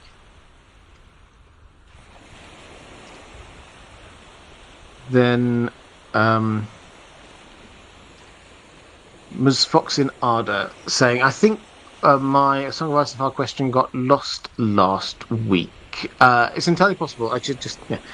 Patrons, apologies, by the way. If I ever do miss out your question, it's pure human error on my part. I go to Patreon, I cut and paste the things across into a document.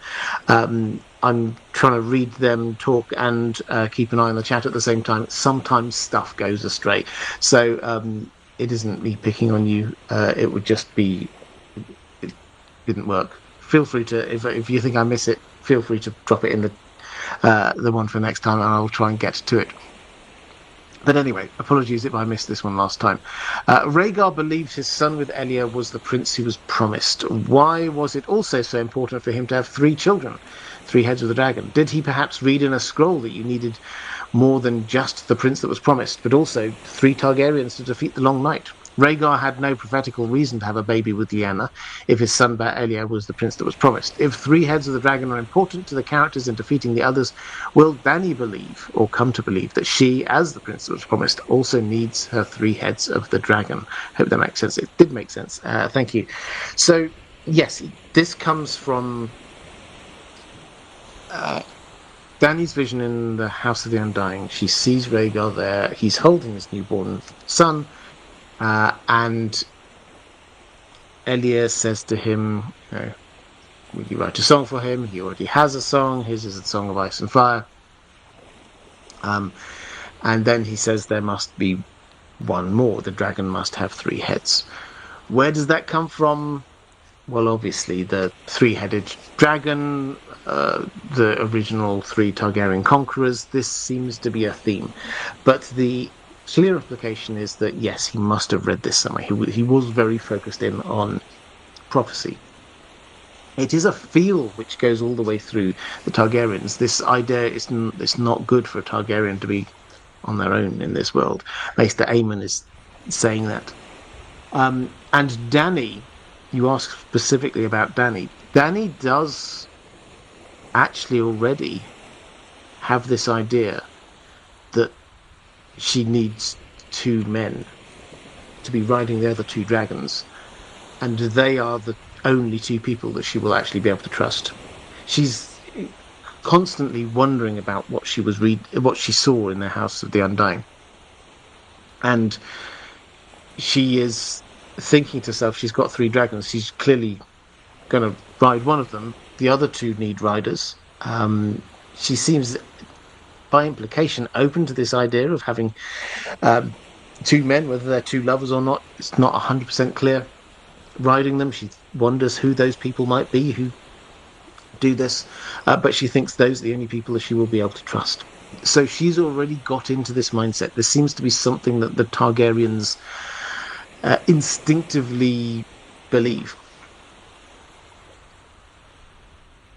Yeldenil, what can you tell us about Bronze Yon Royce, his family, and the role they play in Westeros? I don't think I've heard much about the character, but it is a name that gets mentioned as being important. Yeah, so I will very happily do. Maybe one day I'll do a whole live stream. I think I did a live stream on House Royce quite a long time ago when I was going through the different main houses in each area. The House Royce are ethnically First Men, which is quite important because they're based in the Vale.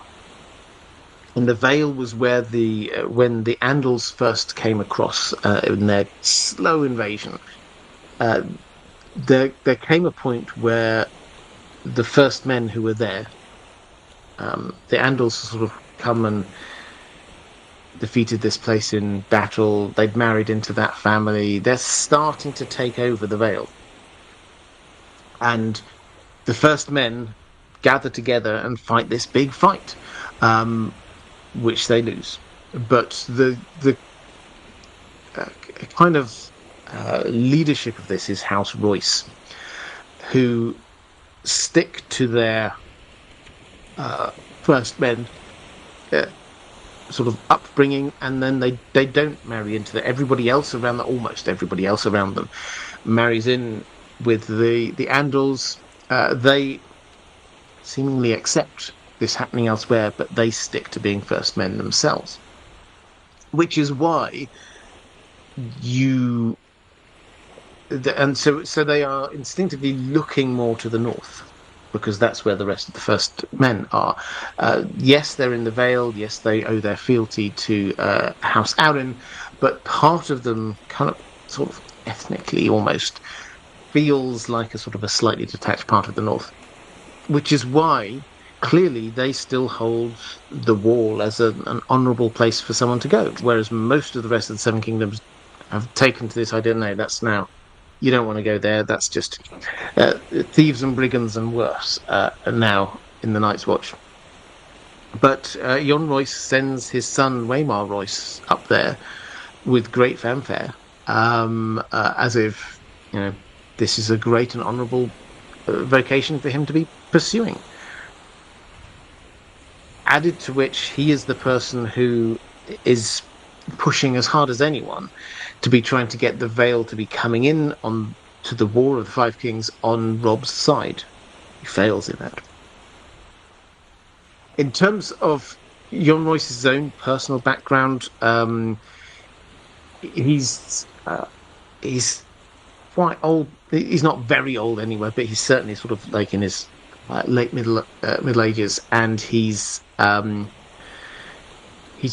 good jouster, as far as we can tell. He's a very strong knight. We hear about him in a few different contests. He does seem to like going to tourneys, and he does seem to be defeated by the eventual winner. He was at the tourney at Harrenhal, and he lost to Rhaegar. He was the tourney at Lannisport, and he lost to Jorah Mormont. Both times those people go on to win the whole thing. So he only gets defeated by the champion. There's a melee where he defeated Thoros of Myr, who is a legend in the melee. So he's a very strong fighter. And he's called Bronze Jon Royce. He wears this bronze armor, bronze breastplate, which is said to be to have runes, ancient runes in it, protecting that person from any harm. This is another thing. So bronze is very much as a first men kind of thing. So this is an artifact which is passed down generation to generation. In the story at the moment, he is the person who is doing most of the running on behalf of the Lord's Declarant, opposing Littlefinger's effective coup over the Vale. He's also the person, if you try and break down what Littlefinger's doing about this, Littlefinger then says, okay, so there's 7 Lords Declarant. I'll pick them off. I'm not going to deal with them all together. I'll pick them off one at a time. I'll give that person needs a bit of money. That person needs just a bit of an accident, so their son can take over from them. That person needs to be married. He does these things to try and eat away at the Lord's Declarant. The one that he doesn't seem to be able to do anything about is Jon Royce, and he basically is admitting, okay, so he will still oppose, but if it's just him, there's not much he can do. That is because House Royce are one of the oldest and strongest houses in the Vale. You could, if you were to sort of compare them sort of strength-wise, the equivalent of like House Bolton against the Starks. They're obviously a very different house, very different history, etc., etc. But in terms of, they're one of the big houses up there in the Vale. But on their own, no, they can't deal with stuff. So, if we get this, what Littlefinger's plan is, seems to be marrying Sansa off to Harry the Heir. And at her wedding, to be revealing her as a Stark, he thinks that the the lords of the land will suddenly rally behind her and try and want to be reclaiming her homeland for her in the north. Littlefinger doesn't name check the voices, but that does feel like the kind of thing the voices would do. This is how he's going to get them on side, is he unveils Sansa, who is, let's not forget, her aunt Lysa was the Lady of the Vale. Unveils Sansa as Sansa, and then the Royces will fall in behind. James Boris, can you run us through how George's relationship with Ryan Condal soured? What was the tipping point, if there was one? Well, I mean, I always sort of hesitate on this kind of thing because I obviously wasn't in that room. I can't be there. I can only report what we've been told. And it seemed to start out very well. George R. Martin was happy with season 1. He seems to have been happy with the first half of season 2. If you can go back and read his Not a Blog comments. Episodes 1 and 2 he loved. Episode 4 he loved. Then a few things happened. There was clearly the HBO cutting the budget, demanding that the number of episodes come down from 10 to 8. That meant that they had to have a rewrite, which was a little bit hasty because there was a writer's strike about to happen. And that led to the second half of season 2 not being as good as the first half of season 2. So that's the kind of the context. But it seems that George R. Martin did have concerns about what he calls toxic butterflies, which are changes that are made that might appear quite small and insignificant, but as a butterfly effect, the further away from them you go, the more of an impact they have. Now, on a blog post, he referenced a couple of different things, but one of the things he referenced was the omission of one of Helena's children from the story, and he says he understood in season 1, having lots of extra Targaryen names, it can distract. That's fine. You just have a character off screen.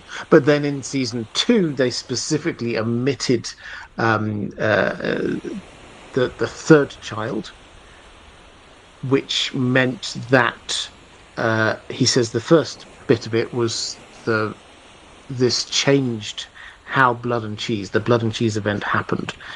Now, he said, I think relatively magnanimously, he preferred his version, but he understood that others may prefer what we saw on the show.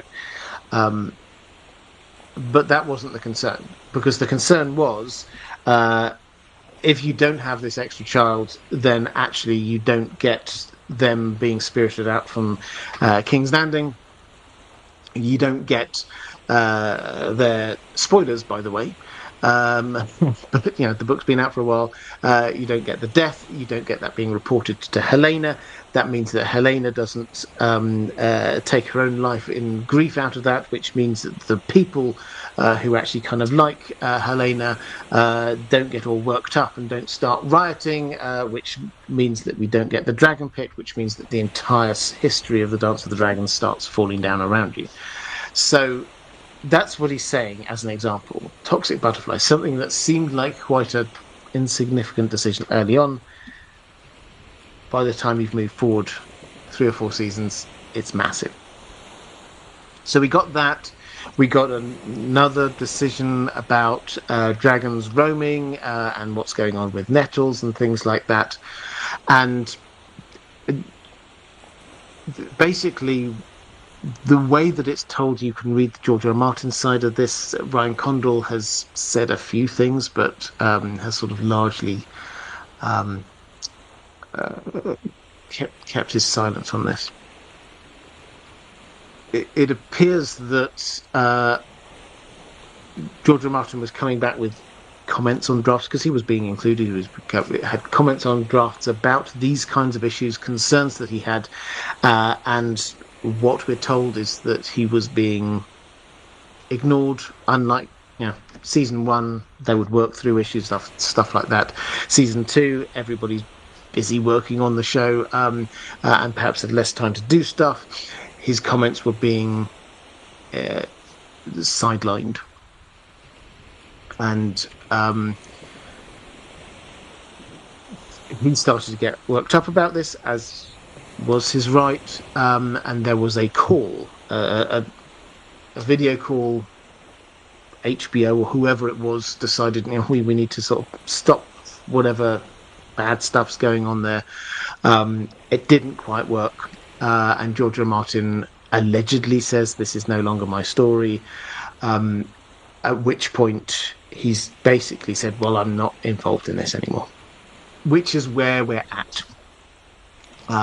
He's taken a step back from sort of ongoing work. He certainly he made a very subtle but clear point when he was on his travels last year, I think it was, and he was in London, and where they were writing, the writers' room was there, and he said he was not going to be visiting the writers' room for House of the Dragon season 3. So that's where we're at, really. It's from George's perspective, his concerns about changes being made to his story had become so great that he felt he ought to be saying something, and then he felt that what he was saying was being basically ignored. So that's at the heart of it. I'm sure Ryan Condal's got a different side to this, but yeah, that relationship has broken down.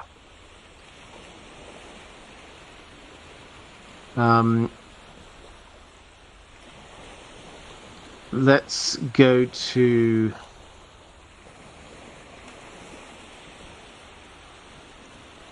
having a run a bit. Mitras saying Hollywood Reporter stated George R. R. Martin had left the writers' room House of the Dragon season 3. Hollywood Reporter, it's Hollywood. I think it's Hollywood Reporter again from January, where you can get like the most recent side of things from George's perspective. I having sort of started with the clarifying, I obviously wasn't in the room. I obviously don't know. I think I would round off talking about this by saying this clearly hurt George. The way that he speaks about it, this is quite a distressing thing. So I really don't want to be kind of stirring the pot on this at all. Whatever my value my voice has in this, I hope that it can kind of smooth a few calm waters,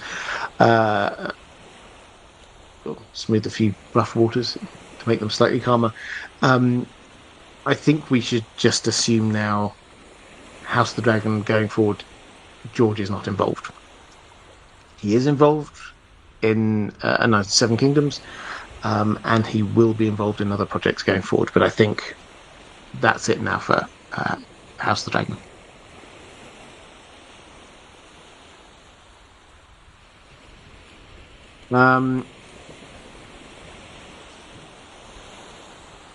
Let's go to where are we at?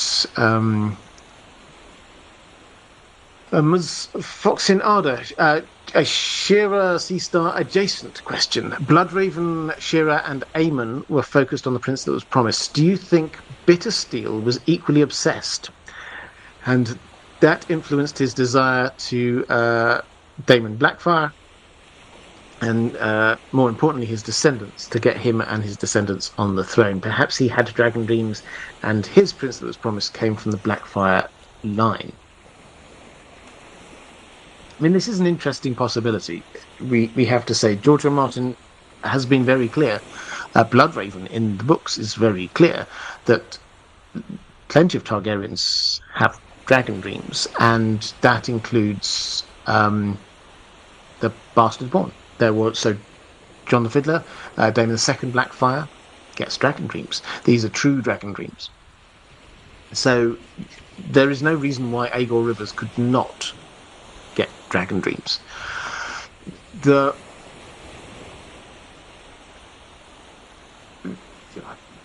possibility is, and this is just a possibility, I don't think we've got anything yet to show this one way or another, that if he had a dragon dream, it would be to see a Targaryen in some way on the throne, or as many of them seem to do, hatching dragons, and looking like a Targaryen. The prevailing theory amongst a number of fans is that Targaryens often, during this period, got visions of Dany hatching dragons in some kind of way, that they kind of misinterpreted as being maybe this was about them, but they saw a huge fire, they saw a Targaryen in it emerging unscathed, they saw dragons coming from this. This seems to have been, Aerys II seems to have had some kind of dream like that. Aerion probably had some kind of dream along those lines. Might Aegor Rivers have had something along these lines? If so, he might think, well, we need somebody who is Targaryen and looks Targaryen. And the thing that they kind of showed on the show, but I suspect they will have to play up even more in later seasons, is Daemon Blackfire looks like the perfect Targaryen. He seems the ideal Targaryen. He's got the looks, the silver blonde hair, he's got the eyes, he's the youngest person ever to be knighted that we know of, because he was the very spitting image of Aegon the Conqueror, we're told. This is the model of what a Targaryen should be like. You go to Darren, and his children, Baelor, classic example, they look Dornish. They don't look Targaryen. And Baelor's children, dark-haired as well. If Aegor did have some kind of dream of, we need to have a Targaryen on the throne, he may well have thought the Targaryen blood is gone now. Darren married a Martell, and then we had Baelor marrying a Dondarrion. The Targaryen-y bit of bloodline was becoming diluted. So, yeah, it's possible. I don't think we've got the evidence to say it definitely is there, but it's the kind of thing George R. Martin might sort of emphasize.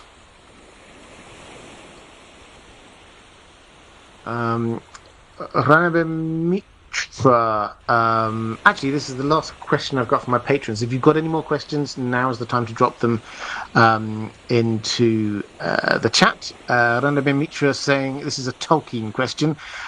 In the recent video about the Vanyar elves, I noticed you mentioned that they had even had a little interaction with the first men, Edain, during their short or brief tenure in Middle-earth. Could you expand on this? Who were these men? If the Vanyar were the first to leave Middle-earth, they would not have met any men, as the second children of Iluvatar had not been born yet, right? Or did they meet during the War of Roth? Yes. So it's during the War of Roth. So the Vanyar were the elves. When the elves awoke, they were in eastern Middle-earth, basically, and the Valar finally found them and said, "Come with us. We need to go to the Undying Lands. This is much better for you than Middle-earth." There's a bit of toing and froing, but eventually, some of them decide we're heading off now. Others came a bit later. Some of them decided not to move at all. Some of them headed off on the journey and kind of got distracted or lost or whatever along the way. But the ones who were the first and the keenest to go, they were the Vanyar elves. And they headed off west, got over to the Undying Lands, and basically stayed there. You're right. At that moment in time, no human had ever met one of them. Tolkien, however, is clear that he says hardly any men ever met them. Implication being some men had. Who might they be? Well, and why might that be? Well, we get the War of Wrath at the end of the First Age, which is the host of the Valar come over and finally take on Morgoth. Who are the host of the Valar? Well, quite a few different types of people, but the Vanyar elves were a part of that. If they came over into Middle-earth, they will have met some of the humans, some men who were there fighting on the side of the elves. So that is what happened. We don't have any detail about it. Basically, the War of Wrath is a bit of a mystery. We're not told huge amounts about the details of this. It was earth-shattering, but we don't know the details. Okay, let's go to question from James Bordos. Did any of the Dragon Dreams include John? He is so massively Stark-coded that I imagine some Targ had to have seen him as a part of the prophecy. Is there any evidence of John in Dragon Dreams? I mean, it's a good question. One wonders why Bloodraven is so certain about John. Might he have had some kind of dream about him?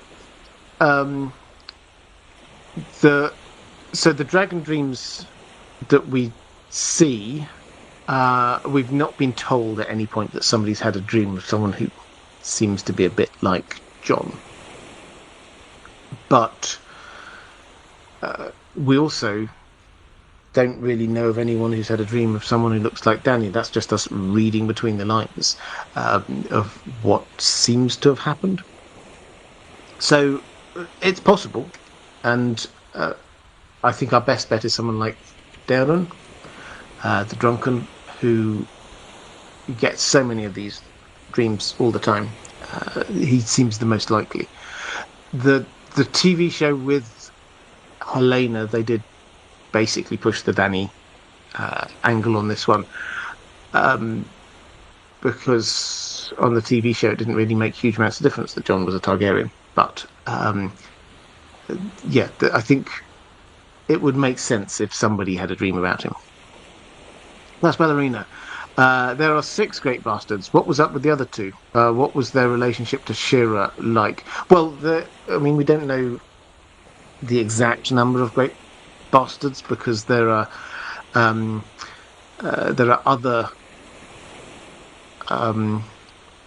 relationships. It's probably the wrong way of saying it that Aegon IV had with highborn ladies. So we don't know the exact relationship there, but we do. The 2 extra that you're talking about, I suspect, are Bloodraven's sisters. So he had 2 sisters. Off the top of my head, Mia, maybe? I'd have to double check.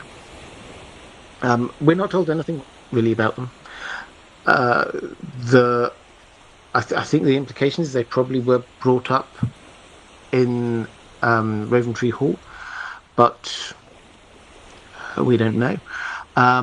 Yeah, what their relationship was with Shiera Seastar, we don't know. There are, it has to be said, a lot of Targaryens and Targaryen bastards around this time that we just don't have the information on what happened to them. And I was doing this when I was doing a video about Aerion. It was very noticeable. As they say, Aerion had a son. What happened to that son? We don't know. We're not told at all. We're told he was passed over for the Iron Throne, but then after that, no idea. We don't know what happened to Shiera Seastar. We don't know what about Bloodraven's 2 sisters. We simply do not know, because George R. R. Martin hasn't written about that bit yet. So I'd love to be able to tell you the relationship to Shiera Seastar, but we do not know. Right, let's have a quick flick through the chat. Aerion's son named Maegor. That's a tough sell. Yeah, that's one of the reasons why they passed him over. It was Aerion's son. He named him Maegor after Maegor the Cruel, it would appear. and he was only 1 year old. So, they had good reasons for passing him over. Buttoned Up Reader, do you think John will end up wielding Dark Sister? It would be a nice full circle as he played as being Aemon the Dragon Knight as a child.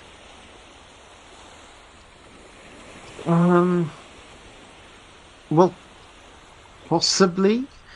So I think Dark Sister will return to this story. I think Dark Sister is currently in the Bloodraven's cave. I think that Mira will bring it back. Then the question is who will wield it. John already has a Valyrian steel sword. If we're being pragmatic about this, then you would just try and distribute the Valyrian steel weapons to as many good fighters as you possibly can. And John already has a weapon, so why would he need another one? So, pragmatically, no, doesn't make sense. I quite like the idea that someone like Arya might wield it. She is a Dark Sister. Could John wield it? Yeah, maybe. I think John, with the Aemon the Dragon Knight reference, I don't think that's a huge echo that we're supposed to be looking there through to his life, and therefore trying to understand how this might pay off. I don't. It would be nice, you're right, as a sort of a full circle, but I don't think that that's central to what George R. Martin is trying to do here. Ranabin Mitra saying, my personal opinion is he wields Dawn. Till then, he works with Longclaw, Dark Sister goes to Mira or Arya. I think I would agree with that completely. So maybe he gives Longclaw to Jorah. Yeah, I quite like that when it was offered in the show, if you remember. I quite like that as a thing. I love this idea that Dawn does end up with John. That kind of works for me in a number of different levels. Nicholas Jones, Mia, Gwenys, and Brynden. Apparently, yes. There we go. That's the name. I was right on Mia. Gwenys as the other one. Michael talks about stuff. Hi, Michael talks about stuff. Saying, I was thinking Hodor might use it to hold the door, but seeing the scene in the show again where Arya says Visenya is an idol of hers, I think she will get Dark Sister. Yeah, so I do like this idea, I have to say, of Hodor using it. For the simple reason that George R. R. Martin has said, basically, the Hodor hold the door moment will happen, but in a slightly different way. He will be holding the door in the sense of like protecting it against lots of people coming at him, or probably, one assumes, lots of whites and possibly others. If he's going to be doing that, does he not need a weapon in order to be defending himself? There does happen to be a Valyrian steel weapon up there. That could be how he could be earning the time, using a Valyrian steel weapon. It works for me. Again, this is purely on a pragmatic basis rather than anything that I think is particularly foreshadowed. But yeah, the idea Arya with Dark Sister kind of rings true for me. Other than the fact that she's got a sword already, which is so focused in on her identity that she can't lose that. Right. Randy Osmond commenting over on Facebook. Great to see you. Just saying, just discovered your content very entertaining. Thank you very much. Good to see you. Like, love getting comments over on Facebook as well. Right. I think with that, I'm going to start drawing this one to a close. What should we? I should probably do 3 more thanks. Moderators, you are amazing. Please, if you're there watching this live in the chat, show a bit of love to the moderators. They are fantastic. Patrons, thank you. I hugely appreciate you, as always. That's why I frame these discussions around your questions. Coming up, more videos over on the main channel. This video will be turned into a sleep video over on In Deep Sleep, and the long promised Joe Magician chat about Night of the Seven Kingdoms tomorrow, that will be appearing on this channel. I think that's all in terms of plugs and stuff. If you are watching this back a little bit later on YouTube, appearing somewhere here-ish is going to be a link to some other live streams that I've done. Appearing somewhere around here is a link to my Patreon page, which is the best way to support this channel if you wish to do so, in which case, thank you. Right, that is all for this time. I'll be back next week. I think I'll do a Lord of the Rings one next week. It's been a while since we've done a Lord of the Rings stream. So let's do a Lord of the Rings stream next week. And then we'll come back with a few more of these interesting, intriguing characters that are perhaps gain more interest than the number of pages or number of mentions they get in the books would suggest that they might. So that's quite an ungainly title for a series, but we can workshop it. We can come up with a better one. That is all for this time. Take care, everyone, and I will see you again next time.